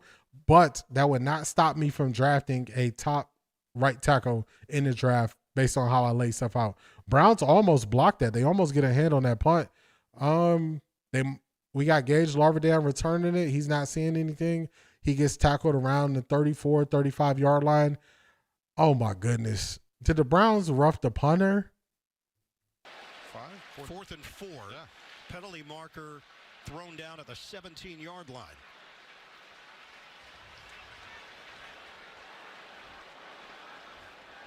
Waitman gets it off cleanly.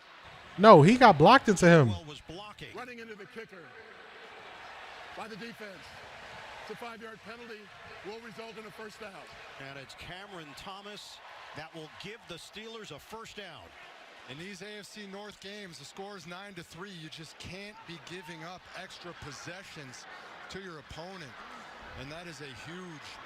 Do you think it was Jimmy that forced the Flacco trade? I think it was Andrew Berry. I want to see Caden Davis. He should be out there. I want to see Caden Davis as well. I think it was Andrew Berry. I think Kevin Stefanski and Andrew Berry are not on the same path. Andrew Berry, who said, you don't want to play Shedeur? You keep telling people Shedeur not ready? We're going to take away your options. Cases, I think you pass on that contact because you have engagement. You can see clearly there the game was attached with Thomas. Yeah, I don't like that call, but it's going to be first down for the Steelers. And this Pittsburgh drive remains alive at the 11:47 mark of the 3rd. They go with the extra Browns defense. Spencer Anderson, 2 tight ends, Smith again, relying on the Browns defense to play perfect. Warren by himself in the backfield. Jet sweep. Johnny Smith. Smith, physical runner. Tough to bring down at 6'3", 248. Send it down to Evan. Well, the Steelers offense with new life here. They're not. We're seeing more of Andrew Berry and Jim Schwartz joined at the help this year. Yeah, I agree. Tomorrow, I might even play it. So right when the draft happened, I said Andrew Berry is the one that took Shedeur. And I'm telling you, man, people was arguing with me on my live streams. I might bring back the clip of it because I always knew it was Andrew Berry who drafted him. And the reason why I thought it was Andrew Berry who drafted him was because Andrew Berry had to sleep on the reaction to drafting Dillon Gabriel, and it was not good. Great move on the front office and owner to get rid of Joe Flacco. Marie, I agree with you there. I agree with you there. He can't see. Yeah, Dillon can't see. Chew with your mouth closed. It's good advice. I just couldn't follow it, man. First down to the 42. Warren spins his way into Cleveland territory. Good block from Broderick Jones. Put those other running backs in, man. Don't put in Jalen Warren. Defensive Jaylen Warren is the one who could make the cuts and he just blocks him down, creating a big hole on the outside for Jaylen Warren to make his one cut and burst through. even when the defense plays great, we're not getting anything from the offensive side. I agree. It's a fact. Just getting nothing from the offense, man. Andrew Berry was hugging Shedeur after his first preseason game. Yes, he was. In Carolina. It was great seeing the guys go and ball out, but he hated watching and not playing. Fake it, Rodgers. Oh, no. One on the way. Doesn't work out. Metcalf. Man, oh, man. Aaron Rodgers put too much air under that. DK Metcalf got away from Tyson Campbell. He slipped up. He just underthrew it. Man, that should have been a touchdown. But, hey, I'm going to take it. We got something. We got lucky there because Aaron Rodgers underthrew him. But he had him beat. Free and he's just not able to get it down there. Arthur Smith said this week, throwing deep balls is much more than just Uncle Rico launching it down the field. Well, right there, we kind of needed Uncle Rico. They have Dillon Gabriel listed at 5'11". I was at the Carolina game when Shedeur played. There's no way he's 5'11". Man, got DJ Metcalf in space for a big play. Tyson Campbell is a taller, faster Greg Newsome. They are pretty much the same player from what I'm saying. It's a fact. It's like they're there, but the plays still happen. Like they still get the plays off. So they look very similar. But he is better in run defense to me. If you notice on all these running plays, he is right there. Beast, what's good, bro? What's good?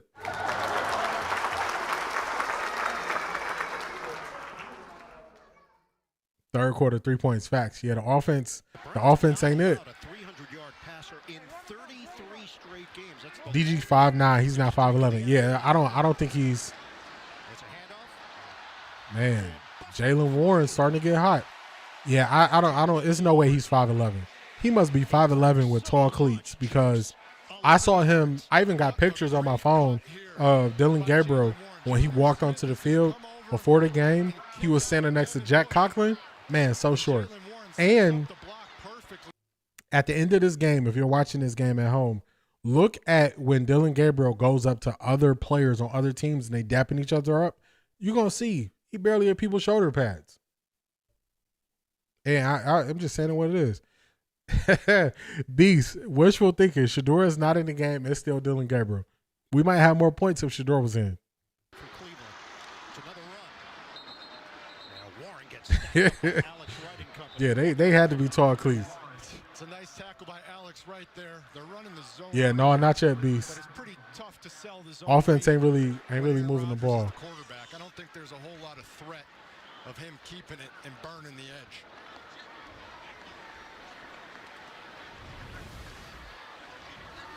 Jim Schwartz's defense, they've been excellent, but if you're specifically looking at red zone, that's where it's been a challenge for the Browns.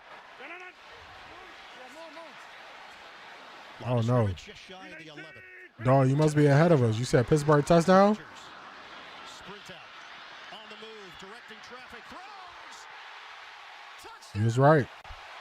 He was right. Who is that? Hayward? Connor Hayward? Who is that? Yeah, you can't Hey, Raul, I knew you'd be back. I heard Bill Cowher still got a house out there. Yeah, Aaron Rodgers just made something happen. Aaron Rodgers just made something happen right there. When you have extended amount of time, you can't expect a defense to defend for that long. That's too much time. Just got to get to him.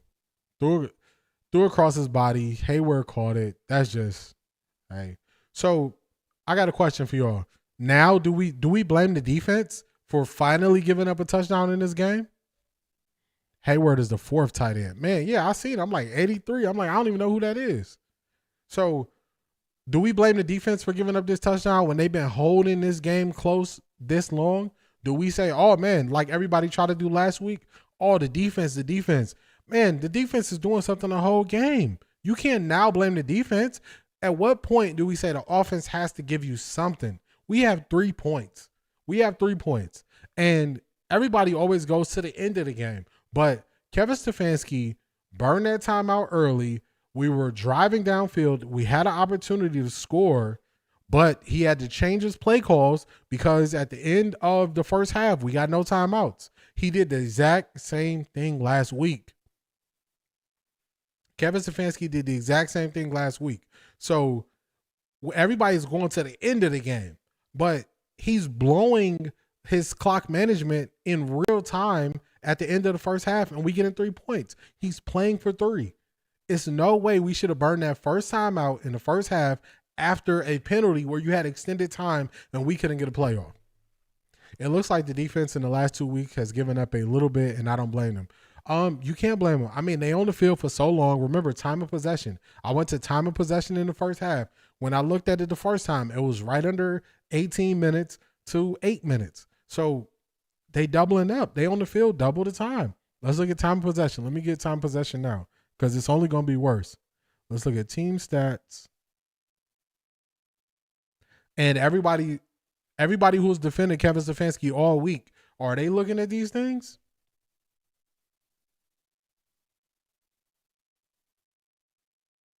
Let me see. I don't need this. Right there. Let's scroll down. What's time of possession? All right. Browns, 13 minutes, 44 seconds. Pittsburgh, 23 minutes, 30 seconds. Like, at some point, you can't just keep coming out here and blaming the defense. Like, at some point, the offense needs to give you something. No, can't blame the defense when the offense is always 3 and out. The defense isn't getting any real rest. Facts. I totally agree with that. You got to give them some time to sit there and chill. You need to extend the drive. So I definitely agree with you there. I pressed my wrong button. The offense has to play.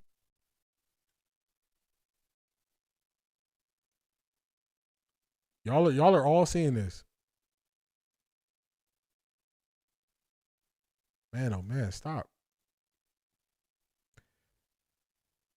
Kevin Stefanski playing scared. Why fear of DG throwing the inner INT just like throughout camp? Yeah, you got to let them.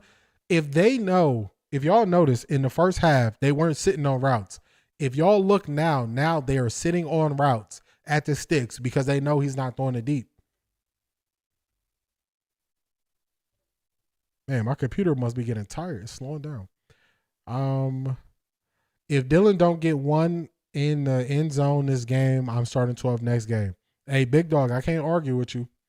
In training camp, all the quarterbacks were throwing check downs. It wasn't just Dillon. That's the offense that Kevin wants to run. Hey, if that's his offense, then he got to go. Stayed in Camp Randall Stadium. I'm just going to say that. Did somebody ask you? Quinshon Judkins for about 2.5 yards. Good thing Rodgers is 40 and mobile like Joe. Man, Raul, I bet you Aaron Rodgers can easily beat Joe Flacco in a 40-yard dash run right now. Aaron Rodgers, man, you just need a little bit of wiggle. He don't got a lot, just a little bit. Chin strap going on. That is a bad look. A lot of Mickey's Dairy Bar in my system. And some other things. Yeah, I was going to say, you led with that. I feel like Spotted Cow might have been involved. We got a timeout here. Pittsburgh timeout. So second down and 7 with a timeout taken. At some point, you need more from your offense, and you got to look at who is the person who's operating the offense. That's Kevin Stefanski. Look at the game plan for week one. What was Joe Flacco doing? Throwing it behind the sticks. J.J. Watt, he was good to Houston community. Oh, shout out to J.J. Watt. Got you. Baltimore getting beat by L.A. If you look at that game one, during game one and after game one, everybody said Joe Flacco played good enough for the team to win. I was like, no, he didn't. Joe Flacco was not accurate. Do you remember Jeffrey in game one when it was the fourth quarter?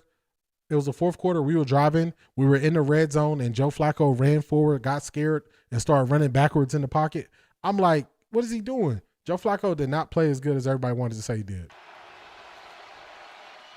5 wide again. David Njoku just short of the first down. 12 toss a deep ball to 84 Gage in camp. Oh, no. In the locker room as David Njoku now down as well. He's being evaluated for a concussion. Obviously protects that blind side for left-handed quarterback Dillon Gabriel. KT Leviston will step in at right tackle. We'll keep you updated. Oh, no. Jack Conklin just went to the locker room. That's our right tackle. He's getting evaluated for a concussion. David Njoku grabbing his leg. He's standing up, but y'all know he took that big shot earlier. He's on the sideline now. Like, man, oh, man. Man, Raul, you're not putting Cam Irvin on us. Shador has his helmet on. Looks like he might come in. I noticed that. I saw him with his helmet on. He got his helmet on now. He don't have on the hat like he's been wearing. 3rd and 1. Let's get it. Balance of needing to bring the new energy in life, but also they have to get this first down. 3rd and 1 on the roll. Gabriel will throw it. He gets it to Jerry Jeudy. Jerry Jeudy keeps his balance. Good play. First down. Cleveland quiets the crowd. They sprint out to the left, which is very. That's what you got to do. Like, if you're going to roll Dillon Gabriel out, roll him out left. Don't roll Dillon Gabriel out to the right. Also, quick, short throws to Jerry Jeudy. Nope, we don't want him in. Let GG have his game. I agree with that. Jerry Jeudy showed up. AFC North champs in I don't know what you say. You spamming caps. Let's see. AFC North champs in this only week 5, Pittsburgh. Okay. Oh my goodness. Man, oh man. Dillon almost threw another pick. Yeah, as I was reading it, I was saying it. I hope he doesn't come in. He'll be the scapegoat. How much time is left? Harris, it is 5 minutes and 48 seconds left in the 3rd quarter. 2nd and 10. He was throwing that so late to Junkins out of the backfield. They are sitting on these routes. This is going to be the problem. They're not letting him go upfield to protect him from throwing interceptions. Now they're sitting on routes underneath. He's about to start throwing interceptions. Obviously, Judkins has emerged as a top-flight rookie running back. Sling it over the Harold Fannin across the middle. He's not going down. And he's not going down on first contact. Eventually down at the 35. They have to start pushing the ball downfield vertically because they are sitting on everything underneath, and it was that close to being an interception. Oh, Raul, don't do us like that. Raul, don't do that. Don't do that, Raul. Frustrated about that missed interception because, as Dillon Gabriel told us yesterday, he said, "Please don't show the highlights." Yeah, Herbig was. Hey, all caps. My bot gonna get you. Wanted another one down there to have some rights. Yeah. Shador should come in and get his feet wet. And what did we do? Only if they bring Shador in. I'm gonna say this: if they bring Shador in, I want it to be the exact same way it was when they brought in Dillon Gabriel. Bring him in for that last drive. Let him see how things go. I don't want them to bring Shador in to be the savior for Dillon Gabriel and then go back and start Dillon Gabriel the next week. Don't bring him in to make the stats look better. If you bring Shador in, he's the starter going forward. Don't bring Shador in just to clean up a bad game. Raul, he just be trolling. It's all right. Facts, all lies being exposed. No, don't put 12 in. Let DG play. Yeah, if only bring Shador in if you are benching Dillon Gabriel going forward. Don't bring him in to save him. Game number 6 for the Cleveland Browns. Ramsey can line up at that other corner spot along with Porter with Slay on the sideline. The toss by Gabriel. Check downs. I don't even think he got 1 yard on that play. Man, they are sitting on these. Here's the hit by Holcomb, but you can see it. We were just talking about those tackles and how it's the 12th combination. Why do you guys want Shador to save Dillon? That's not his job. He's here to win the job for himself. That's a fact. I agree with you. No, let Shador sit this one out. Facts. Let DG stats stand on his own. Facts. They did the same thing for Dillon. He was coming in at the end of the game, so it's only fair. But remember, Jeffrey, he was coming in on the very last drive. 145 yards of offense for the Cleveland Browns. Gabriel out of the pocket, throws on the move, and off the hands of Fannin. It was well placed. Gabriel took a shot from Highsmith just as he... I don't trust KS. He may take out the first team O-line. I don't trust KS. Mad at AB and Jimmy Haslam. Mary Kay loosening up Watson in the locker room. Oh, you a fool. Y'all act like it was going to be a different game with DG play. Fact. No, this is what I'm seeing what I expect from Dillon Gabriel. I think Dillon Gabriel, if you got a superstar team, Dillon Gabriel can operate an offense. If you need Dillon Gabriel to be the reason why you win, I don't see it. So Gabriel is not getting help right now from his wide receiver. Back-to-back drops, one from Fannin, the other one from David. At least. Yeah, he threw it behind him. Hits him in the back hip. He's still going to want to bring it in. That's still a ball that you want to catch, but you're right, Ian. You have to help out. I mean, yeah, you got to help him, but he got to give you a more catchable ball. Like he throwing a bullet behind you. It's on you fast. Like he got to put it in a place you can catch it. DG stats ain't standing up. They laying down with the blanket. But 12 in with 2 minutes left in the fourth quarter.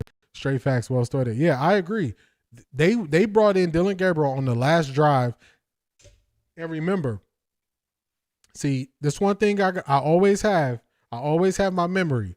When Dillon Gabriel got in those games, he ran 3 running plays and a pass play. He ran 1 pass play.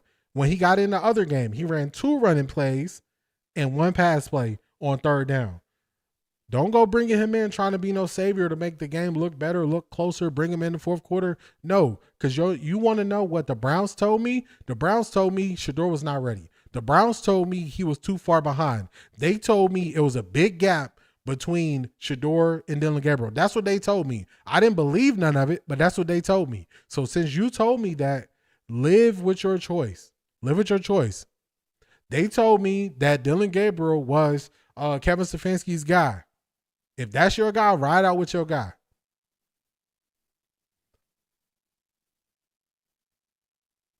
Yeah, Harold Fannin was just trying to make a play for him. He felt he should have caught it, but it was off his fingertips. Ball placement is important. Ray Farmer is definitely texting these plays. They took that 2 minute from 12 in preseason. Lies, lies, lies, all lies. Facts, Tony. Hey, stand on your lies that y'all told me. Don't make him the savior now. Don't make him the savior when it's going bad for you. When Kevin Stefanski when he don't even want to say Shedeur's name, when they ask him a question specifically about Shedeur, don't bring him in to save you when it's not working how you want it to work. Ride with your boy.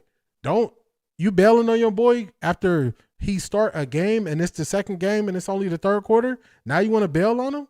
No, you told me he was the guy. He is your guy, Kevin. Because this is not just on Dillon Gabriel. Dillon Gabriel is who I thought he was. This is also on Kevin Stefanski. Kevin Stefanski, this your guy. Ride with him. I agree with you there because I can see Andrew Berry saying, "Hey, when we gonna play him?" But hey, ride with your boy. This your boy. This your boy. Don't give up on him this fast. You ain't even made it to the fourth quarter yet. We only down 10. This is a 2-score game. And you want to go grab Shedeur? Why you grabbing Shedeur? Remember before Shedeur played in the preseason, what they tell us? Man, we don't even know if Shedeur can recite the plays in the huddle. Remember they told us that? I ain't forgot none of it. Y'all told us, man, we don't know if Shedeur can recite the plays. Remember they told us, yeah, this is like Shedeur has to speak Mandarin. Nah. Don't put him in. We not bailing you out. Who ball is it now? Pitt. Yeah, they kicking it off to Pittsburgh. Yeah, let Dillon do his thing. Next drive, DG, no watch. Yeah, put him in. Raul, Kevin Stefanski need to make that bet that Hugh Jackson made where he going to dive in the water after we win a game. Oregon QBs are sorry anyway. Ask around. I can't argue with you because Bo Nix did not look good this morning. I watched that whole game. Bo Nix did not look good. Bo Nix is not looking as good as he did last year. Teams got more tape on him, so you got to question the Oregon QBs. Justin Herbert is up and down, so you got to question him.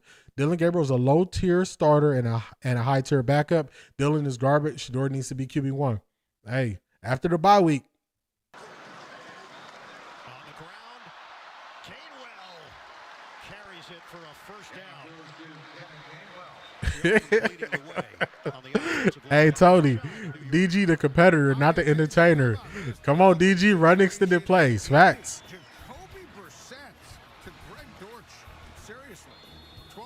Oh, my goodness. Cardinals is over the Colts?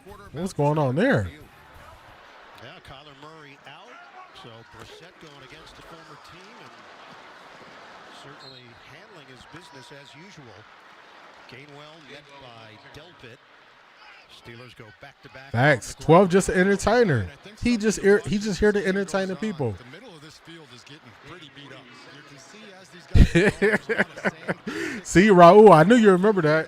I knew you remember that. You can just see it's starting to kind of bald in the center between those hashes, and we're going to see if it affects anybody's footwork. Yeah, it looks like late into the second. Mariota. Oh, I forgot about Mariota. Mariota got a win like 2 weeks ago when Jaden Daniels was hurt, but he's definitely not a full-time starter. Hey. Roman Wilson with the grab. Steelers fans have been waiting to see what Wilson can do for this team. Who are these players that the Steelers are putting in? Like, I looked at their whole roster, and I don't remember seeing any of these names of guys that the Steelers is putting in that's making plays. Including the preseason. Check down master. Hey, ride with who you ride with. Obviously unscathed, and then there will be new sod here for the next home game for the Steelers. That's a great update. That's Evan doing work. Yep. He doesn't even know if we're going to talk about this, and he's ready for it. Hand off to Warren. Oh, shifty move by Warren. Man, I'm telling y'all, man. Jaylen Warren is a good back. Like, he is a good back. Man, put these other backs in. Stop putting in Jaylen Warren. I'm a Steelers fan. I don't recognize half these guys. Yeah, it's like they just keep putting in more people to make plays. Hey, everybody gonna be like this. Steelers play like they coach. Man, they just keep bringing in more guys making plays. I don't like when Jaylen Warren's in. Jaylen Warren's averaging 5.2 yards a carry. I don't like it. Gave him clarity. He knows they have faith in him. He'll leave everything out there on the field for this organization. His words. Warren, he gets his legs. Good play by Devin Bush there. Devin Bush Jr. Hey, shout out to you, Brian. I appreciate it. Great play by Devin Bush. He kind of slips right through. Raul, you switching up on me, man? You switching up on me? First down, creating a much more difficult 3rd and 2 here, a long 2. Steelers have been going with a little bit of that old school toss up into the middle. You don't see that too much anymore, where Aaron Rodgers turns around and tosses it right back instead of a normal handoff. Steelers are doing it running back by committee. They do have 100 yards on the ground. Rodgers trying to throw for the first down. He will. Locates Man, this is big old tight end again. Hard to bring down, too. That's a large human being. First down, Steelers, 14 yards. They giving them experience. We have Lil Dilly in there. Yeah, it's and they don't. It's the 4th quarter now. They don't even want to tackle him.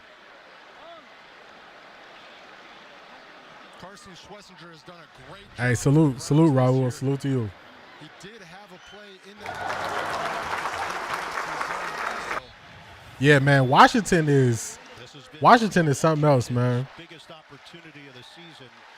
Washington is having a great game. It's unfortunate that it's happening against the Browns. I don't know if he's been playing like this all year, but just starting out the game with them getting him comfortable at the very beginning of this, and then what he's doing now, hey, you just got to tip your hat, man. You just got to tip your hat to him. So this is one of those games where, or actually this week, what people are going to try to do is people are going to try to say, man, the Browns offensive line started getting injured. If y'all notice, the offensive line really hasn't been looking shaky like that today.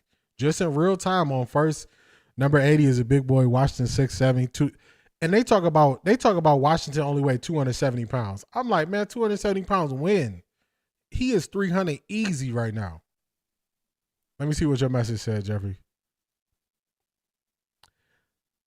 Look at the Giants missing their number 1, number 2 receiver. They beat the Eagles, had receivers. You don't know who they are with the rookie QB. That is a fact. I was watching that Giants game, and they were saying it. They were like, oh, this guy, we drafted him 2 years ago, and he hasn't really got on the field, and he's making plays.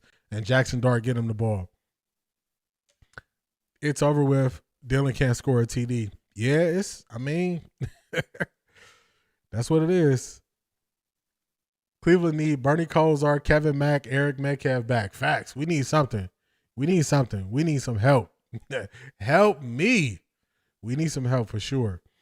Beast, you remember at the end of my stream on Wednesday when I went over the stats and I was telling you what the Steelers do well, and I was like, it could get ugly. Remember I was saying that to you, and you agreed. You was like, yeah, it's probably gonna be a rough game. This is it. This is it. I didn't foresee the Browns offense and Kevin Stefanski being able to make enough adjustments to do anything against the Steelers defense, and that's what it is.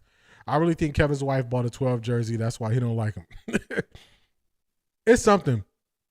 When they ask him a question, they'll be like, okay, well, what is something positive you've seen from Shedeur? Well, I just like all development of all our players. They're showing up. They're ready to work. They're ready to learn. They ask you about Shedeur. You even nervous to say this dude's name. I think it was BF from Ohio said Shedeur is Kevin Stefanski's boogeyman. Yeah, he afraid to say his name 3 times. Something bad gonna happen. Like, he don't even want to say Shedeur's name. Dillon is too small, and we all seen it. All we need now is Lil Dilly to get clothesline. Hey, nah, I don't want him to get hurt. I want him to have to play through this. Go through it. I've been saying recent trade for Jalen Hyatt. Giants haven't really used him. He has blazing speed. Yeah, Jeffrey, you've been telling me about some guys with speed. We need some people with speed. Dang, I'm behind. Oh, my goodness. Cleveland is cursed because I would love to have Jalen Hyatt on this team. Yeah, you've been telling me about some guys with speed. All right, this is crazy, y'all. So my stream is not showing it, but I look at my TV, and y'all are correct. They did just score a touchdown. How is this stream so far behind? DK Metcalf, 25-yard touchdown. They didn't already kick the field goal, and it's still not showing it. They late. Now they showing it on my stuff. Man, on Tyson Campbell. Earlier, Tyson Campbell, fresh from the Jacksonville Jaguars. DK Metcalf getting the better of the one-on-one, man-to-man coverage there. Aaron Rodgers with a beautifully placed ball. All right. So now the Steelers are an extra point away from putting up 23 points. It's a wrap. That's it, y'all. we just gonna let this thing play out. 12 has 0 reps the ones. What you expecting from him? I'm expecting him to see the field better than Dillon Gabriel. I'm expecting Shedeur to see the field better. If this is how I'll grade Shedeur. When Shedeur gets the amount of reps that Dillon Gabriel had, we'll have a true assessment of him. But I think if they give Shedeur 2 weeks of reps, like the week before the bye and going into the bye, coming out of the bye, I think he'll do more than put up 6 points. I think he'll do more than what Dillon did last week. I think that's what I think. Pop Deluxe, he not doing much for the Patriots. He's a shorter guy, but that's what Kevin likes. Yeah, we need some speed. I remember you were telling me about him last week, Jeffrey. Let Gabriel stand on his own, trash calls and plays. Yeah. Hey, Santiago, it is. Let him be out here. 6-23. Dang, yeah, it's a fact. It's not looking good. Mike Holmgren is sitting in the Muni lot eating the game plan. Raul, you got Mike Holmgren number? We might be looking for a coach. Andrew Berry did KS dirty. He'll put Joe back in the game by now. Facts. He said, if you think you're going back to Joe Flacco, we're going to get him out of here. That's why Kevin Stefanski, he originally said he was shocked by the trade. And they said, well, were you shocked that somebody called? And he said, no, I was shocked that we traded Joe Flacco this season. So he would have went back to Joe Flacco. I like this 5 years, back 5 years when everyone fit the AFC North. All of us made the playoffs. Brian, that was a fact. Yeah, it's shaky right now for the AFC North. It's definitely not the same. You got Joe Burrow, another injury. Lamar, who's usually not injured, him sustaining an injury. And the Browns, unfortunately, being the Browns. So Cleveland needs a culture change. I agree. I agree with you, D. Shador is a playmaker. He will make plays. Dillon is a yes man coach. So if you notice, one thing that they said about Dillon Gabriel was he spoke the language of Kevin Stefanski and Andrew Berry. So what I take from that is I remember I can't remember if it was EJ Manuel, but it was a quarterback who came out in the draft years ago, either early 2000s or late 1990s, and they spoke well as a quarterback, but they couldn't play well. And he rose up the draft boards because of how he interviewed, and that's how I'm viewing Dillon Gabriel. You have to be able to get downfield chunk plays, facts, because then they eliminate the running game and they sit on everything short. Facts, but the fans and social media take any more of this offense for another 2 weeks. Hey man, I suffered through worse. I was here through 1 and 31. So you tell me 2 weeks and I get to see Shador? 2 weeks is nothing. Marvin Lewis, line 1. Only thing is Marvin Lewis might bring Hugh Jackson with him. 12 got a big smile on his face, knowing another game like this, he's going to get a shots. Facts. Deion finna be our head coach. Hey, he might be enticed by it. He's cool with Haslam. Christian Watson from Green Bay, he's another guy I want. He reminds me of DJ Metcalf, tall, a lot of speed. Yeah, the Packers got 1 million receivers too. Oh, what did... This is insane. What Tom Brady do when you think about it? Cleveland should move again, go to Virginia. I don't want us to move. If Dillon lose to the New York Jets, push Shador in at that point, I don't know if he's going to make it to the Jets. If he lose to the Dolphins, do we really need to see him again? They're afraid of 12 for that reason. Territory that they don't want to be in, where it starts to become a more drop-back, pass-heavy game, trying to get yourselves back into it, and that Steelers defense able to tee off with their pass rush up front. Yeah, they're going to end up – the Browns are going to end up in a drop-back, pass-heavy game if you can't continuously score points, unfortunately. Nice run from Dylan Sampson. Deion isn't leaving Colorado after treating Shador like that. He'll never let them be over him. So that's going to be Leviston. Hey man, leave Coach Prime alone. He ran a 4.3. I didn't know Christian Watson was that fast. Hey, David Njoku is down again. David Njoku is fighting to play through this game. High and behind him. High and behind him. So that's 3 near INTs for the Pittsburgh defense. The ledger is clear right now for Gabriel.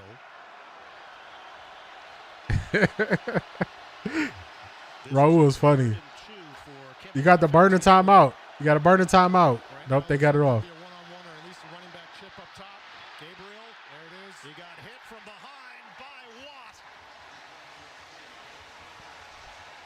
Yeah, let's talk about something positive, Beast. Colorado did get a dub yesterday. Beast, did you notice? Man, I think that might have been a fumble. Did you notice how Pat Shurmur is building off of the quick screen game? That 70-yard pass that got thrown to Amarion Miller, who was wide open. It was because the Browns going for it here on 4th and 2, I think. That might have been a fumble on that last play, though. It was because he built off of the quick screen game. That's the first time I've seen Pat Shurmur build on what he's been doing previously. 4th and 2. Oh, my goodness. Isaiah Bond is wide open. Okay, you got him. Soft toss to Bond is more than enough for a first down. Tackle made by Eccles, rookie from Texas. Isaiah Bond, undrafted free agent. And Eccles is slow to Man, somebody else down. So Njoku got banged up in this game a couple of times, and now he's being escorted. Yeah, and Njoku has been fighting through it, trying to fake through it. Oh, Isaiah Bond got him on the dive.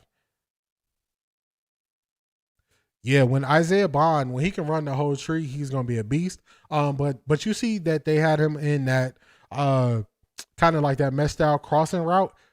we can use him so much in those style routes until his route running gets better because he just run away from guys. He run away from guys. So I wouldn't try to put too much on his plate, Isaiah Bond.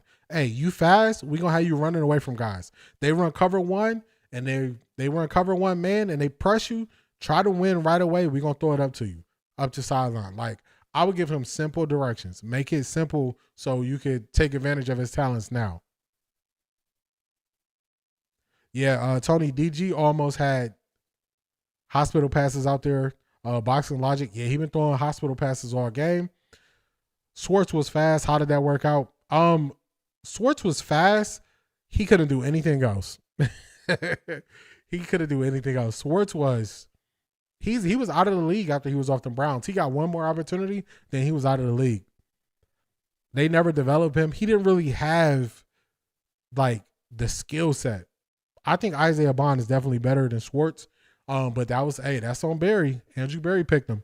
So Schwartz wasn't the guy. Kevin post game going to be like, I seen some great things from Dillon. Facts. You already know. You're going to say, this was a tough one. That's a great coach on the other side. That's a great team over there. We have a lot of respect for those guys. But we got to do better. I got to do better. It starts with me. We got to get more. We got to be able to keep the offense on the field. And, when you look at Dillon, I think he did some things well. I think he did some things that he needs to do better. But we're going to come back better for it. That's what Kevin's going to say. He said the same thing.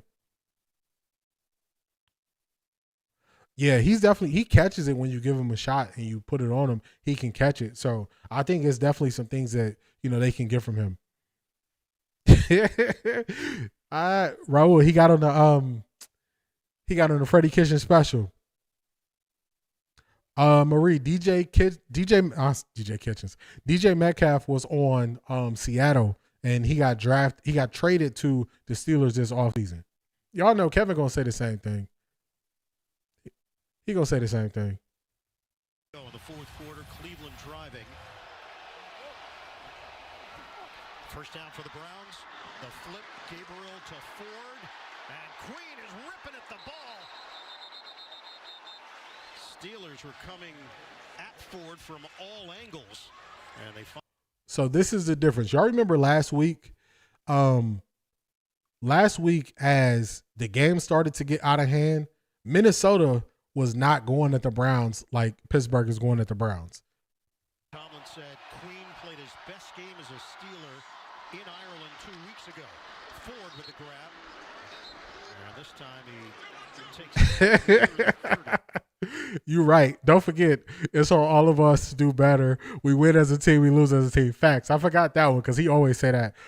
David Njoku was going into the medical tent. He might be hurt. He's been there a couple times. 92 yards ain't going to do it. Is Whedon still under the flag? At this point, I'll take Whedon back. Bring Whedon back. That there's many other circumstances that come with when a team is in the no-huddle situation. But Dillon Gabriel looks very comfortable and plays very well in the no-huddle. And even just his demeanor when you meet with him. Yep. Calm. 4th and 2. There's no doubt that that's what he projects to his teammates. Also, for a smaller guy, Isaiah Bond can catch in traffic really well. That's Judy issue. He can't catch in traffic. This is 2. You guys are hard on your 2-time Coach of the Year. Brian, you want him? We can trade. Brian, we can trade. You give us Tomlin and we'll give you Kevin Stefanski. Straight up trade. We can trade. Did Dillon throw an interception? He didn't. He had 3 that could have been interceptions. The last one, Juan Thorhill dropped it. Yeah, we hard on Kevin Stefanski because he isn't getting better with time. We abandoned the run too early, just punt on first down. Deep ball to Isaiah Bond, out of bounds though. Ball there for Bond in a matchup with Porter. Took a big hit from Patrick Queen around the edge. He ran a stunt with Nick Herbig, which got him free. Wow, interesting at the end of that play. Queen. If you listen to the internet, Tomlin's on the hot seat every year. So you want to hear something funny, Brian? So somebody asked me what coach would I want if we didn't have Kevin Stefanski? And I was like, if the Steelers are not smart and Tomlin leaves, I said I want Mike Tomlin. Gabriel on 2nd and 10, gets out of the pocket, looks downfield, looking end zone, and he had an open man, could not hit Judy in stride, incomplete. And this is one of those things that as you're rolling out to the left, he's a left-handed quarterback, but the ball just kind of travels with him as he's on the run and Judy's on the run. Just looking at this, like, I remember all the stuff they told us early. Yeah, Dillon's starting to get frustrated too. He's starting to get frustrated. He's trying to swing at them and stuff. I'm boycotting Browns until Shador plays. Only a couple weeks away. This looks like the bad news bears football. It does. It does not look good at all. The drive. Flag down. Delay a game. Delay of game.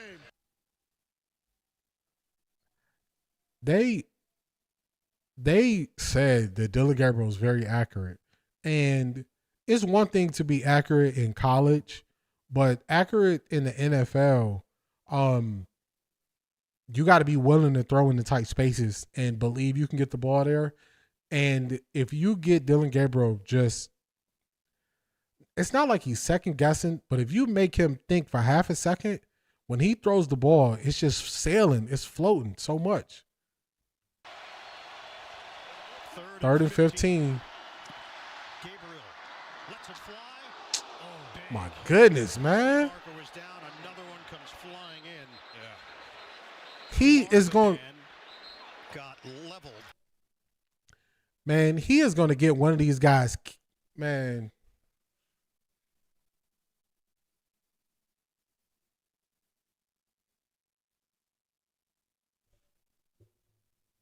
Initial grab, and then the second flag came flying through. Oh, yeah. That's those ones across the middle. We've seen a few of them today, but none quite as tough as that. I've been saying it this whole game. He is going to get these guys hurt. Holding. Number 5. That penalty is declined. Personal foul, unnecessary roughness. Number 22. That penalty is accepted half the distance to the goal. Automatic first down. You're going to see it here. I mean, yeah, they just screwed up the number. It was Deshaun Elliott. Yeah, I mean that you can boo that all you want. That's violence straight to the head there. Man, I've been saying it this whole time. He's gonna get these guys hurt. He is getting guys knocked out the game. This is crazy. Like, it's almost like he doesn't even recognize that you are leading them into just getting blown up.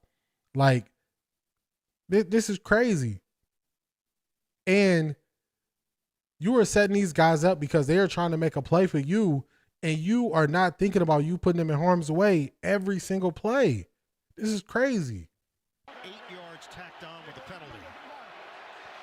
The ball is at the Pittsburgh 7. It's a running play. Judkins brought down just inside the 5 by Equale. It's up 2. And they're Raul, give me Josh Gordon. Give me him. Down. 10 carries for 30 yards for Quinshawn Judkins in his first career Browns-Steelers matchup. Gabriel, he will throw it, and that ball again knocked off of a player. This time it was Bond. What's good, Vegan Warrior? He's not getting himself hurt, but he's getting other guys hurt. I mean, accuracy 10 out of 10, but not on the same page. Yeah, he hit him right. Rookie receiver. See, it's one thing, like, Gabriel hit the target just wasn't looking. 3rd and goal. Let me let this play out first.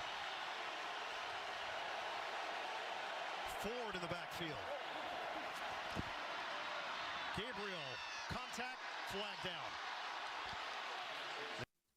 All right, so we got the flag there. It's gonna be first down. That's gonna be pass interference. It's one thing. Like I don't think Dillon Gabriel is the answer at quarterback, but the way that his guys is getting smacked out here. This is why I said the Steelers don't care. Last week, Minnesota. Well, he just got Gage Larvin smacked, and he got David Njoku lit up earlier. Jerry Jeudy didn't really extend his arms because he was about to get smacked. He's setting these guys up across the middle. I remember in Minnesota is not a rivalry game, so they're not going at you like this. The Pittsburgh Steelers is really trying to knock somebody out, and they giving them every opportunity. First and goal at the Pittsburgh. Every opportunity. Gabriel in trouble. That's intentional grounding. Got to toss it into the stands. He had nowhere to go. Nick Herbig helped make sure of it. I mean, you got to look inside the tackle box, see if he stays within the tackle box, which he clearly does, and then just. Number 44 was in the vicinity and area of the pass. To make a complete pass, second Number down. 44 must have been in row 17 in the back of the end zone. Is there a Browns jersey in the stands? I mean, that ball was legitimately 12 to 15 rows up. Yeah, nobody could have caught that. Second and goal. Browns looking for the touchdown. Gabriel, not going to happen. Gabriel is thrown down. Herbig unleashed. Hawaii on Hawaii crime here. Hawaii on Hawaii crime. That's crazy. State championship game as Nick Herbig just comes up and underneath Cam Robinson. And nowhere to go for Dillon Gabriel. Huge sack there as the Browns were on the doorstep of the goal line. At some point, locker room will ensure Gabriel ain't the starting QB is coming. Yeah, I noticed last week that David Njoku was very demonstrative after he was kind of missing. And it's not – when they watch this film, they're going to be like, man, he's setting us up.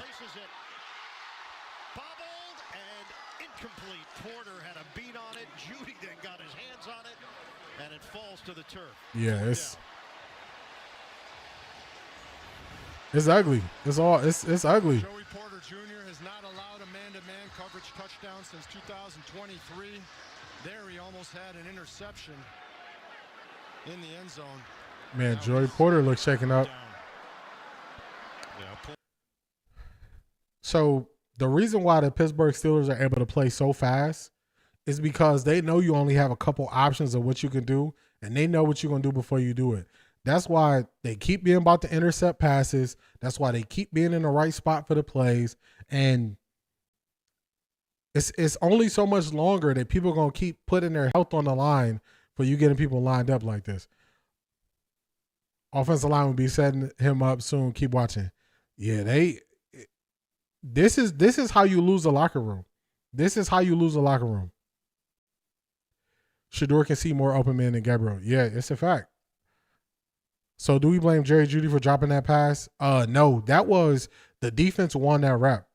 The defense won that rep because they knew that if I just steer you to the outside, I mean, I use the sideline as an extra defender. I lead you that way. He's going to play it safe. He's not going to throw it inside. He's only going to throw it outside. I just undercut when I see you go for the ball.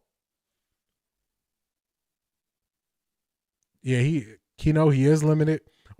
They so fast because they know the Browns garbage. Facts, yeah. They know exactly what the Browns are going to do because if you think about it, you look at down, you look at situation, you look at the type of quarterback. He's not a risk taker. So once you add all those things together, you say, okay, what's the safest throw he can make to get into the touchdown? Oh, he's probably going to try to do a back shoulder fade to the corner right at the pylon. Then you just go for it. Everybody likes to blame Jerry Jeudy all the time, and I kept saying it's not all his fault. I agree with you, Jeffrey. Jerry Jeudy does have to be better, but Jerry Jeudy has made up for it in this game with some of the drops he's had.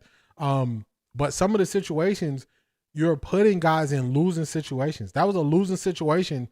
You just heard it. They said the stat. They said Joey Porter hasn't given up a man-to-man coverage touchdown since 2023. That's 2 years. So they just, okay, what am I going to do? What are the possibilities you could do in this situation? And you take that away. Shedeur will spread the ball around much more than Gabriel. I agree, because he can actually scan the entire field. So when you can't see the whole field and you know that, hey, if we know that you have a quarterback that every time he misses across the middle, he is missing high, we're going to go for the interception or knock out the receiver. Eventually, the receiver is not going to want to run routes across the middle. They're queuing in on Judy and Njoku. Dillon got to see that. Facts. They know it. You see Isaiah Bond, when he caught Isaiah Bond coming across the middle, Isaiah Bond got the first down. It was because he's not really looking at Isaiah Bond. He ain't really targeting him as much. Last year, Jerry Jeudy had 90 receptions, 1,200 yards, 4 TDs. I don't think he had 55 drops. I think that number might be off. I remember his drop rate last year was like 9%. So that might be too. 55 drops is way too high, because his drop rate was like 9 or 10% last year, Tony. I need a good crushing hit blindside on Gabriel, then I can become a Browns fan. Let's go, Shedeur. Hey, I want Dillon Gabriel to go through all of it. I don't, not injury. I want him to play through it. Figure it out. If you are the guy who they told me you was, figure it out. Steelers should have 4 or 5 interceptions. I agree. They should have a lot more interceptions. It's more to football than just, let me read your message. It's more than football than just throwing a runner. Sanders' IQ in football is very high. DG's is not. Yeah, that's why I was highlighting the processor thing. The processing is a code word for he understands what's happening. He knows what's going on. And we're not seeing that. Dillon Gabriel had Jerry Jeudy wide open in the back of the end zone and missed it. How? He can't see it. He can't see it. He can't see it. He can't see where to go with the ball. It's going to be a good one. 49ers have been doing it with Marie, I agree with you. We don't want DG hurt. He'll lose the job on his own. Remember the supercomputer. Facts. I agree with that. of healthy wide receivers. Yep, just keeps finding a way. Yeah, 55 drops is probably the whole team. No. Okay, so 90 for 145. I checked his numbers. That don't mean all 55 of those are drops, because it could be overthrows. It could be passes that's not catchable. Yeah, I think his drop rate was. Let me try to find it. I think his drop rate was like 10% last year. It wasn't that high. Let me look it up on my phone real quick. All right, Adam, here it's the Steelers 23, the Browns 9. Pittsburgh with an opportunity to move to 4-1 on the season and improve to 15-4 under Mike Tomlin coming off the bye. On a second down and 7. Toss it. Gainwell, nowhere to go. Good play by Schlesinger there. Led by Schlesinger. He walked on at UCLA. Dillon looked like Emmanuel Lewis out there. All right, let's see. Jerry Jeudy. Pick of the Browns. Day 1 starter. Great play by Schlesinger, and a guy with a very bright future in Cleveland. When you can find a middle linebacker of the future. But the thing is, we wasn't talking about Jerry Jeudy drop issues last year. He had the most. I don't know if he had the most. I think he was in the top 5 for drops. I don't know if he had the most. I'm trying to look it up, because I think his drop percentage was like I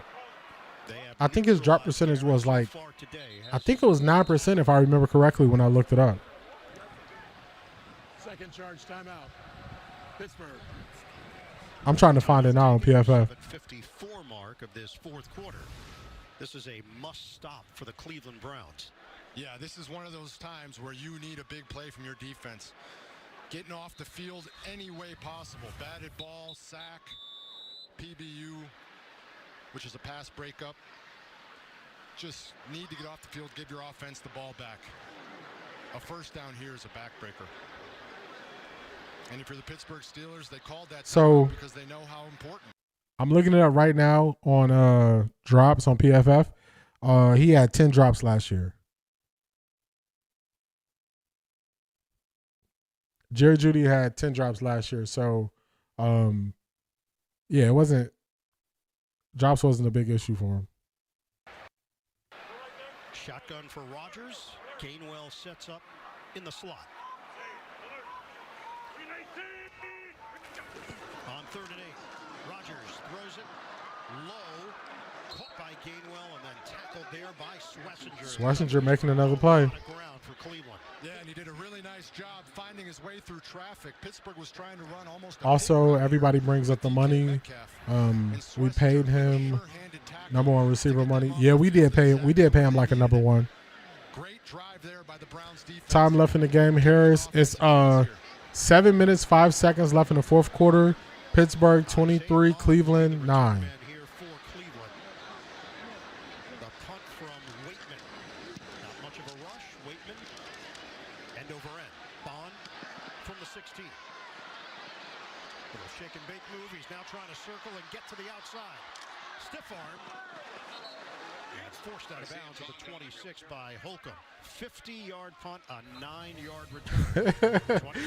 Mr. Man, DG looks like Archman in his first couple games. Yeah, not being able to really read and see the defense. Yeah, not being able to read and see the defense. You got to be able to go fast as a quarterback. You got to have an idea of what the defense is doing. So you got to have an idea of the defense they're running. So you have an idea of what they're trying to take away. But if you don't know what they're trying to take away, or you don't have an idea of what the defense they're running, you're gonna be slow on everything. You're gonna be a second to a second and a half behind on making your reads, make your decision, and that could lead to sacks. And then also,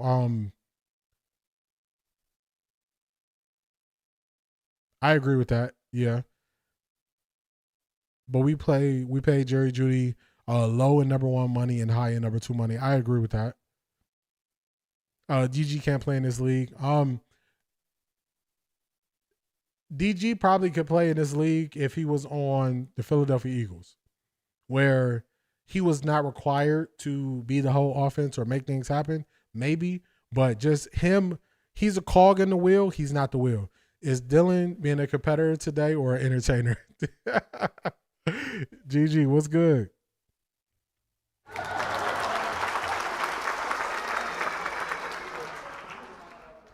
Yeah, I don't know what he's being today. Browns need new scouts. Who evaluated DG be third round? Now you're asking the right questions. I think Andrew Berry and Kevin Stefanski collectively thought it was a good spot for him because if you remember, Dillon Gabriel said, a little birdie told him he was going to be drafted pick 94. Dillon Gabriel can play in the NFL, just not as a starter. He's just not a starter.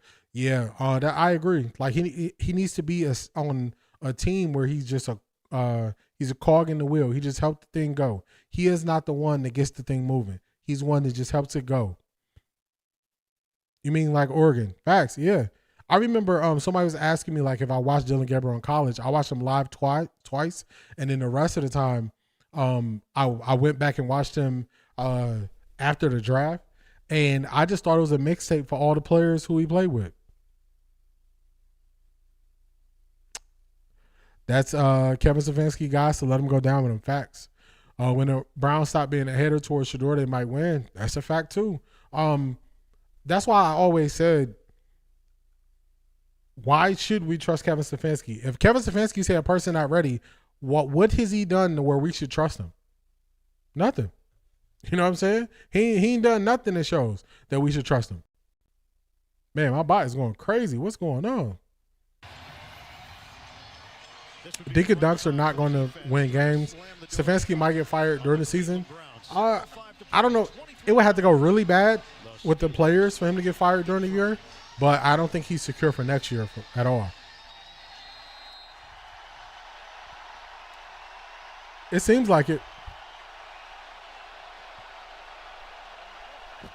First down for the Browns. On the give to Judkins, they just keep sending waves of defensive players at Judkins. Judkins out there fighting for his life, man. trying to get some yards. Start with the Cleveland Browns. David Njoku remains in the locker room with a thigh contusion. We saw Gage Larverdane take that head. That's a fact, Andrew. He's being evaluated for concussion. And guys, TJ Watt at the end of the last drive is having his left leg looked at. He's on the sideline right now. No official designation, though. It's a second down and 9. Gabriel underneath to Fannin. And he's fighting for the necessary yardage. He's going to come up just short with Elliott and Queen there defensively. And keep in mind, yeah, the Browns beating Green Bay, that was pure luck. It was. It was just, I would say, it was luck that we won, but I would say it was all on the defense. It was all on the defense. Picks up 5. The idea to draft Dillon was made at a golf course by Kevin and Lanning, as they are golf buddies. I've been seeing that. People have been saying they are golf buddies. I can't believe Browns fans ain't riding by now. You know what it is, Vegan Warrior? We just waiting on Shador. The smart ones are just waiting on Shador. And unfortunately, the Browns have been so bad historically, this is not even as bad as it gets. Last year was way worse because we didn't have nothing to look forward to last year.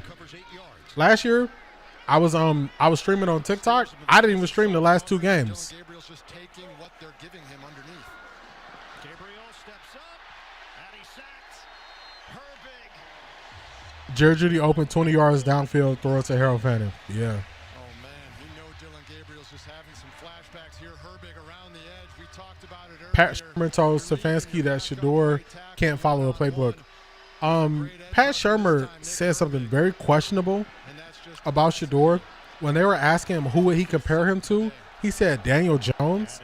And I just thought that was questionable because at the time, Daniel Jones was not widely regarded as a quarterback prospect at all. So that was just questionable to me.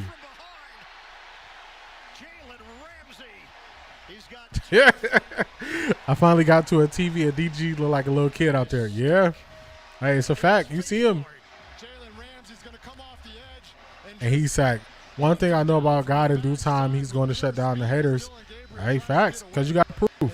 So y'all used to losing? Crazy, I get it now. Vegan Warrior, it's true. I mean, I'm just being honest with you, man. I'm being honest with you. Look at the Browns' history. If a Browns fan tells you that they are not used to losing, they're lying because we just been losing so much. I'm not saying I accept it, and I don't live my life that way, but the Browns not losing, man, that was almost another pick on 4th down. That was almost another one. But to say that we haven't seen losing, man, all we've seen is losing the last since 99. And the Browns hand the ball over to Pittsburgh on downs. Yeah, Steelers playing very soft coverage. You see Patrick Queen just kind of drop in. Yeah, you can't read it out. Can't read it. Can't see where to go. Between 2 defenders where there's really not much there, but it's his only choice. And nothing doing. It's a real tough spot. Jamari wide open. Dillon too short. Couldn't see him. Jeffrey,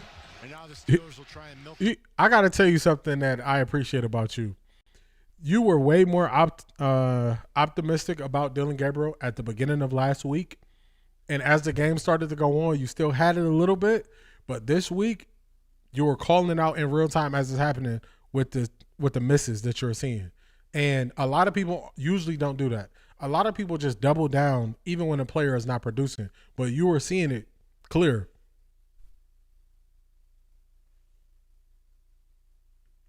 Third round draft pick. He'll get the carry. Falls forward. Yeah, Dillon are getting these dudes kills. He's setting them up. Looks like Dillon day is over. He went over to the bench, and Shador stepped up like he's coming in. I'm waiting for Brady mode. Yeah, now you can bring Shador in for a series. You doing post-game analysis? I don't know. I might do a short post-game. Harris, I probably won't stay on too long. I'll start breaking down film and getting ready for tomorrow's show. Marie, yeah, Shermer said that on purpose. We all caught that deal from Shermer. That's why we're still side-eyeing him with those questionable play calling at CU. Yeah, when he said that, I was like, why would you compare him to somebody who is not viewed positively? That's not good. Yeah, Shador walking up the sideline. Let's see. Is Shador about to get in? Shador walking up the sideline looked like he got his helmet snapped up. Is Shador getting in? 5 of 43 for 184 yards, no touchdowns. The truth is in the wide open now. Yeah, it's right out there. Rodgers faked the handoff, and he will toss it to Jonnu Smith. He's tackled out. It wouldn't have been any different if Shador started. The Panthers beat the Cowboys? 350 mark, 7-yard pick. Huh? Stay tuned. NFL Today update delivered by Little Caesars. Time permitting, all the latest NFL scores and highlights. Yeah, Shador is walking up the sideline with his hold on, I gotta change the channel. The Cowboys lost to the Panthers? 26-6. So we asked him about it, and he said, Gotta change the channel on my TV. bother me still. The losses he thinks about more than the wins. That's a lot of games against a whole bunch of rookies. It is. It's a lot of games and it's a lot of wins. It's impressive. He said you kind of know the formula for how a rookie quarterback is going to have to play. You try and run the ball. You try and get underneath throws to get him comfortable. Yeah, you did say that. Yeah, you said I would be disappointed, and I was. I was like, man, he missing a lot of people. He missing a lot of guys. All right, Browns get the stop. Yeah, the Browns don't know what to do with Shador. They don't know what to do with Shador. That's why they might have to just start over. Johnson involved to move the chains. Final timeout taken by Cleveland. 3:44 to go, and now field goal unit comes on for Pittsburgh with Chris Boswell. Try and put it back to a 3-score game, which with only 3:44 left and no timeouts for the Browns would. All right, Dillon don't have his helmet on. Dillon has his helmet like propped up on the top of his head, so it had to be last-minute field goal. It was 27-27 at the 2-minute mark. Man, I'm surprised the Cowboys just didn't blow the Panthers out, though. I'm surprised it would be that close.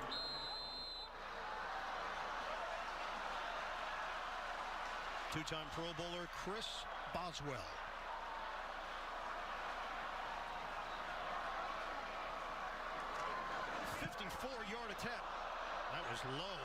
Did the Browns block it? That was a messed up field goal. Oh, he fell. Not working today for the middle of the field. He slipped. Oh yeah, big divot. That looks like the ex-Cowboy Rico Dowdle ran all over them. But we talked about earlier. Man, that's crazy because he only getting a shot because Chuba Hubbard is injured. The middle looks bald. They said they're replacing it. Evan told us after this week's game, but man, that's tough there. I know there's a lot of debates about the natural grass versus turf. Here's an example of the natural grass not being that great. It was a plant foot issue for Chris Boswell. Steelers were trying to make this up. You're going to be disappointed again watching all 22. He missed a lot. Yeah, I see he missing a lot. I see he missed a lot this game. Dillon Gabriel, the rookie quarterback, trying to get this Cleveland team. Dillon back in the game. Why was they showing Shador like that then? Gabriel, at the very last moment, he tosses to My goodness, man. and Ford got hit by Queen. Jerome Ford just got smacked. The way they teeing off on these guys is crazy. Ford, you don't need that extra 2 yards. See if you can get to the sideline, stop the clock. Yeah, they were. GG, they were calling for Shador on the sidelines. That's probably why they started showing him on TV. Clock is ticking. 3:10 to go. Gabriel from the gun. Another underneath pass to Jerome Ford. This time he bounces off a tackler, but he's going to come up short of the line to gain. Rico ran for over 200 yards last week. Today he was unstoppable because he's the better player. Yes, put DG back in. Dillon sit down. Dang, Jabril Peppers hurt. Injuries here today. And you mentioned it. Pittsburgh on the short week playing Thursday night at Cincinnati. I can't see how we. Oh, his own guy ran into him. Hey, shout out to T Money for subscribing. I appreciate it. Yeah, Peppers is now jogging off. DG not trying to lose his job today. He's staying there to get his work. Man, it's nasty. Dillon Gabriel threw the ball 45 times, 45 attempts. That's crazy. Has been held in check. Rodgers with a couple of touchdowns. Metcalf a big day. He has been matched up quite a bit with Tyson Campbell, who was acquired this week. Yeah, that's not good, Jeffrey. That ain't good. 27 for 45. 2:40 to go. Facts. Harris, he getting them garbage stats now. And it's been a whole lot of Jerome Ford. Keanu Benton and Patrick Queen combined to bring him down. It's a 5-yard pickup. We're down to 2:26 and counting remaining in regulation. Yeah, they definitely making sure those stats look better. But Pittsburgh is still out there hidden. Bond goes in motion. Shotgun. Gabriel. And that pass off the hands of Bond. It was a bit offline. Incomplete. Update time to New York. All right, let's see what the update is. Ryan Fitzgerald for the win. Yes, how about it? Nails it. 33 Oh, wow. Panthers beat the Marie, you were right. It was a last-minute field goal for the Panthers to beat the Cowboys. It was a walk-off field goal. They had the field goal with no time left. How many passes over 20 yards? I had to look it up. Not many. Ford stays in there. Second down and 10 for Cleveland. 2:12 on the clock. Gabriel hit as he throws. Got rid of it. That might be a fumble. Shot on the process. Steelers are playing through the whistle. Peppers is back out there. It was a combination of Sawyer and Beast. Raul would just be trolling. He's straight, though. He's just trolling. Yeah, he's trying to prove he's not a dick and that guy, but he is what he is. Yeah, he is what he is. I'll tell you one thing. The way they hyped Dillon Gabriel up, I did not think his accuracy would be this off, but it's some basic throws that he's just not hitting. It's just some basic throws he's not hitting. a guy filling in at right tackle. Sawyer was a college defensive end. Cowboys always let the games come to field goals. Sad. Catch made by Fannin. Extra yards. Man, Fannin fighting. Down after the initial grab and finally ruled down at the 18-yard line. Thornhill and Porter there to help make sure he didn't get 5 passes over 20 yards. I'm calling it now. Even in the bad game, he still didn't throw an interception. Lined up in the neutral zone. The penalty is declined. Result of the play. First down, Cleveland. This is the 2-minute warning. How was a cornerback? How was a cornerback lined up offside? That's crazy. Dillon average passing yards is 8 yards, so average attempt probably. Yeah, but I would probably say majority of these yards is coming after catch. I don't know how many of these yards are coming from airtime yards. So I think that's the stat that everybody wants to know the answer to. They want to know how many passes had an average airtime or had an airtime of more than, 10 or 15 yards. He still didn't win either. That's true. Didn't win. The officials are helping Cleveland. They trying to let us put a little bit on it so it don't look as bad. Because just think, when you are a cornerback, you are standing, it's an official basically right there with you. And you check with the official, hey, am I good? So, okay, time for Shedeur Sanders. Kevin, just admit your guy is not it. No interceptions because Steelers dropped the ball. Yeah, this game could have got real ugly. DG had nothing to lose. Now he's throwing to get his stats up. GG, I want to see Dillon play. What's the difference between the Browns and the Cowboys? One owner is more vocal. Probably about it. If you just look at, since '99, we won the same amount of everything. They probably won one or two more division titles than us. That negative 25-yard sack was breathtaking. You know something funny, Raul? I was watching LSU South Carolina last night, and Lenore Sellers, who's the projected number 1 overall pick that everybody is hyping up this year, he ran back and took those same sacks that Shedeur take. He probably did it 7 times last night. So it's something they got to coach out. Yeah, Keno, I'm just being honest. You look at it since '99, we basically the same thing. I just think they won 2 division titles since then, and we haven't won none. But if you just look at playoff wins, I think we got the same amount. Neither one of us got championships. So, just very similar. Their owner, just a little bit more outspoken. GG, nothing. They both suck. Bandwagon Cowboys fan. Yeah. Yeah. Cowboys. I mean, I don't got nothing against them. I'm just a Browns fan. I'm still on the Fernando train. So I like what Fernando did. I did watch that game, that Indiana Oregon. It was tough for both quarterbacks. He did have a turnover. He had an interception in that game. I got to go re-watch it though. Dillon Sampson in there. The throw. Gabriel. It is off the hands of Judy. Yeah, too far outside. No. I was saying Raul was trolling. Not you, Keno. Yeah, but if you go before 99, they got championships. We don't. Yeah, you go they're the same since 99. Before 99, they got championships. Pittsburgh needs to draft Mata from CU. That sound. Fernando's a really good processor. Jeffrey, you know what I'm saying about Fernando? A lot of people are saying, "Oh, you get him off his first read," and I'm trying to see how are they determining that? Because to me, I'm not seeing that. Steelers quarterback was taking it easy. Now we don't want to play no more. They want their defense to be out there. Man, so many Browns players getting hurt. This is crazy.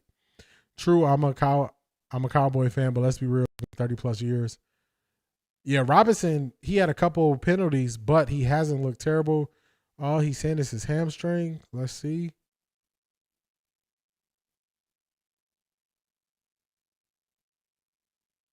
Oh, yeah, man. Okay, so number 33, as he's hitting Dillon Gabriel, crashed into him. Man, that's bad. It looks bad on initial first play look. Man, there's a lot of Browns players getting hurt in this game. Steelers players getting hurt too. Jenkins to step in that spot. Right now, they're handling Robinson. Matta don't miss, but he has had a kick block. Yeah, his Mata's trajectory when he kicks his kick is kind of low. DJ Lagway is still my guy. DJ just need to go. This is what I think. It's a lot of these guys that need to go back to school. I think DJ, he got to go back to school. Lenore Sellers, I think he need to go back to school. Arch Manning, easy, he needs to go back to school. Marie said, "Don't come for her, Cowboys." She said, "Compares to the Texans." I'm a bandwagon Cowboys fan. Sick of Dak choking, man. Oh man. Yeah, I think a lot of these college QBs just need to go back to school. The ones that I've been looking at, Drew Aller got hurt. Unfortunately, he's injured for the year. They fired their coach. I think it was around halftime of the game. Penn State did. Cade Klubnik, his draft stock dropped. So the other ones, they just need more reps to me. They need more time playing. Lenore Sellers, to me, from my first watch of that game, he looked just like Cade Klubnik did against LSU. Shador has so many teams that need his help. Yeah. I mean, it's not just given that quarterbacks don't grow on trees. Everything is fake until the game start. Once the game start, then you realize these quarterbacks, they not it like that. You telling me that if the Raiders could go back, they wouldn't go back and take Shador? You telling me the Jets wouldn't take Shador? The Jets, they lost a game where they scored 11 points. How do you even get 11 points? Field goals and the safety, like just ridiculousness. So it's definitely teams that will go back and will take a chance on Shador now that they see what they have. Myles has been looking really upset another high pass across the middle. Myles has been looking upset for 3 weeks. I heard 3 teams call for Sanders, but they gave up Joe. I wouldn't be surprised by that. The line will be banged up by the time Shador get a chance on the field this year. Yeah, that's why I want Tommy Reese to call plays, because I want the offensive play caller to be from college, because the college game, I watch so many games. The college games is a faster pace, and they work with not having the best offensive line. Kevin Stefanski doesn't understand that your offensive line is not it, so you just leave them out there and it just don't make sense. You got to do shorter, faster routes, and Kevin Stefanski refuses to add that to his game plan. All the routes take too long to develop. So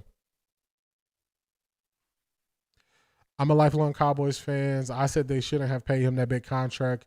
We could have got Shedeur. Yeah, that contract is rough. And it's all because they took so long making decisions about Dak. Yeah, the defense is not there. The defense holding on for Shedeur. I hope so. I hope they holding on for him. Yeah, it's only so long that you can just keep trotting this same team out there and, hoping they're going to make something happen. The defense is frustrated. He's not a real coach. Keno, you talking about Kevin Stefanski? Yeah, it ain't like that. To surge, the Pittsburgh Steelers just keep finding ways. The offensive line was not trash in this game. The problem was it was a mix. So Dillon did not know where the blitz was coming from. So when he couldn't identify where the blitz was coming from, he couldn't, because you got to attack where the blitz comes from to have success. He couldn't identify it. So, yeah, I'm behind by about 15 seconds on the stream. Over 50 throws is insane. Yeah, that's a fact. When would you say throwing that many times could lead to success for him? You can't say it. That's not going to lead to success for him. So, man, oh man, these so my bot be getting y'all when y'all be saying like basic stuff. I get all these people coming in on some garbage and my bot not getting them. Shedeur should have had the last drive. Let me read it. Where'd it go? Shedeur should have had the last drive. I do not agree with that. Why keep Dillon in there? Yeah, that's what I said. Remember earlier, I was like, if you're going to put him, is it game over? They took it on TV. Yeah, game over. Game over, Marie. Browns lost. If that's why I said if you're gonna put Shedeur out there, only put him out there for the last drive. Is this the final score? Yeah, 9-23. That's the final score. DG is not a real QB. That's why Kevin loves him. Hey, I can't defend his choice of liking him. Tomlin gifted an entire fourth quarter wrapped in prevent defense. Maybe his plan to keep inept QB in lineup. Dillon just needs to keep playing complete games without assists from Shedeur. Nia, I can't even disagree with that.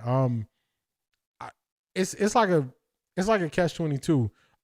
I want Shedeur to get a couple reps out there, but at the same time, I really want Dillon to just go through the process so we can just get him up out the way so Shedeur can just have that time where he can just go in and he can play. So, but this is the result. This is the result I expected from this game. I didn't think Kevin Stefanski will put it together a good game plan to take advantage of what they will be doing, and he wasn't able to, so I'm not surprised by that. Also, to me, Dillon Gabriel is not it. Dillon Gabriel is not a quarterback that uplifts the team and makes them better. He is just one of the guys on the team, and the Browns need somebody who makes them better, and Dillon's just not capable of doing that. So I also believe this exposes Kevin Stefanski's view of how he views quarterbacks. If this is the quarterback, because remember, the Browns could have got any quarterback in this draft not named Cam Ward. Kevin Stefanski said Jackson Dart ain't it. Tyler Shuck ain't it. I don't believe in Shedeur. I want Dillon Gabriel out this draft. So if this is who you viewed as the best and that person is not good, we cannot trust how you view quarterbacks. You know what I'm saying? We can't trust it. So, hey, Kevin Stefanski, you got to live with the guy that you picked. I think we made a big mistake getting rid of both veteran quarterbacks. We should have kept one. I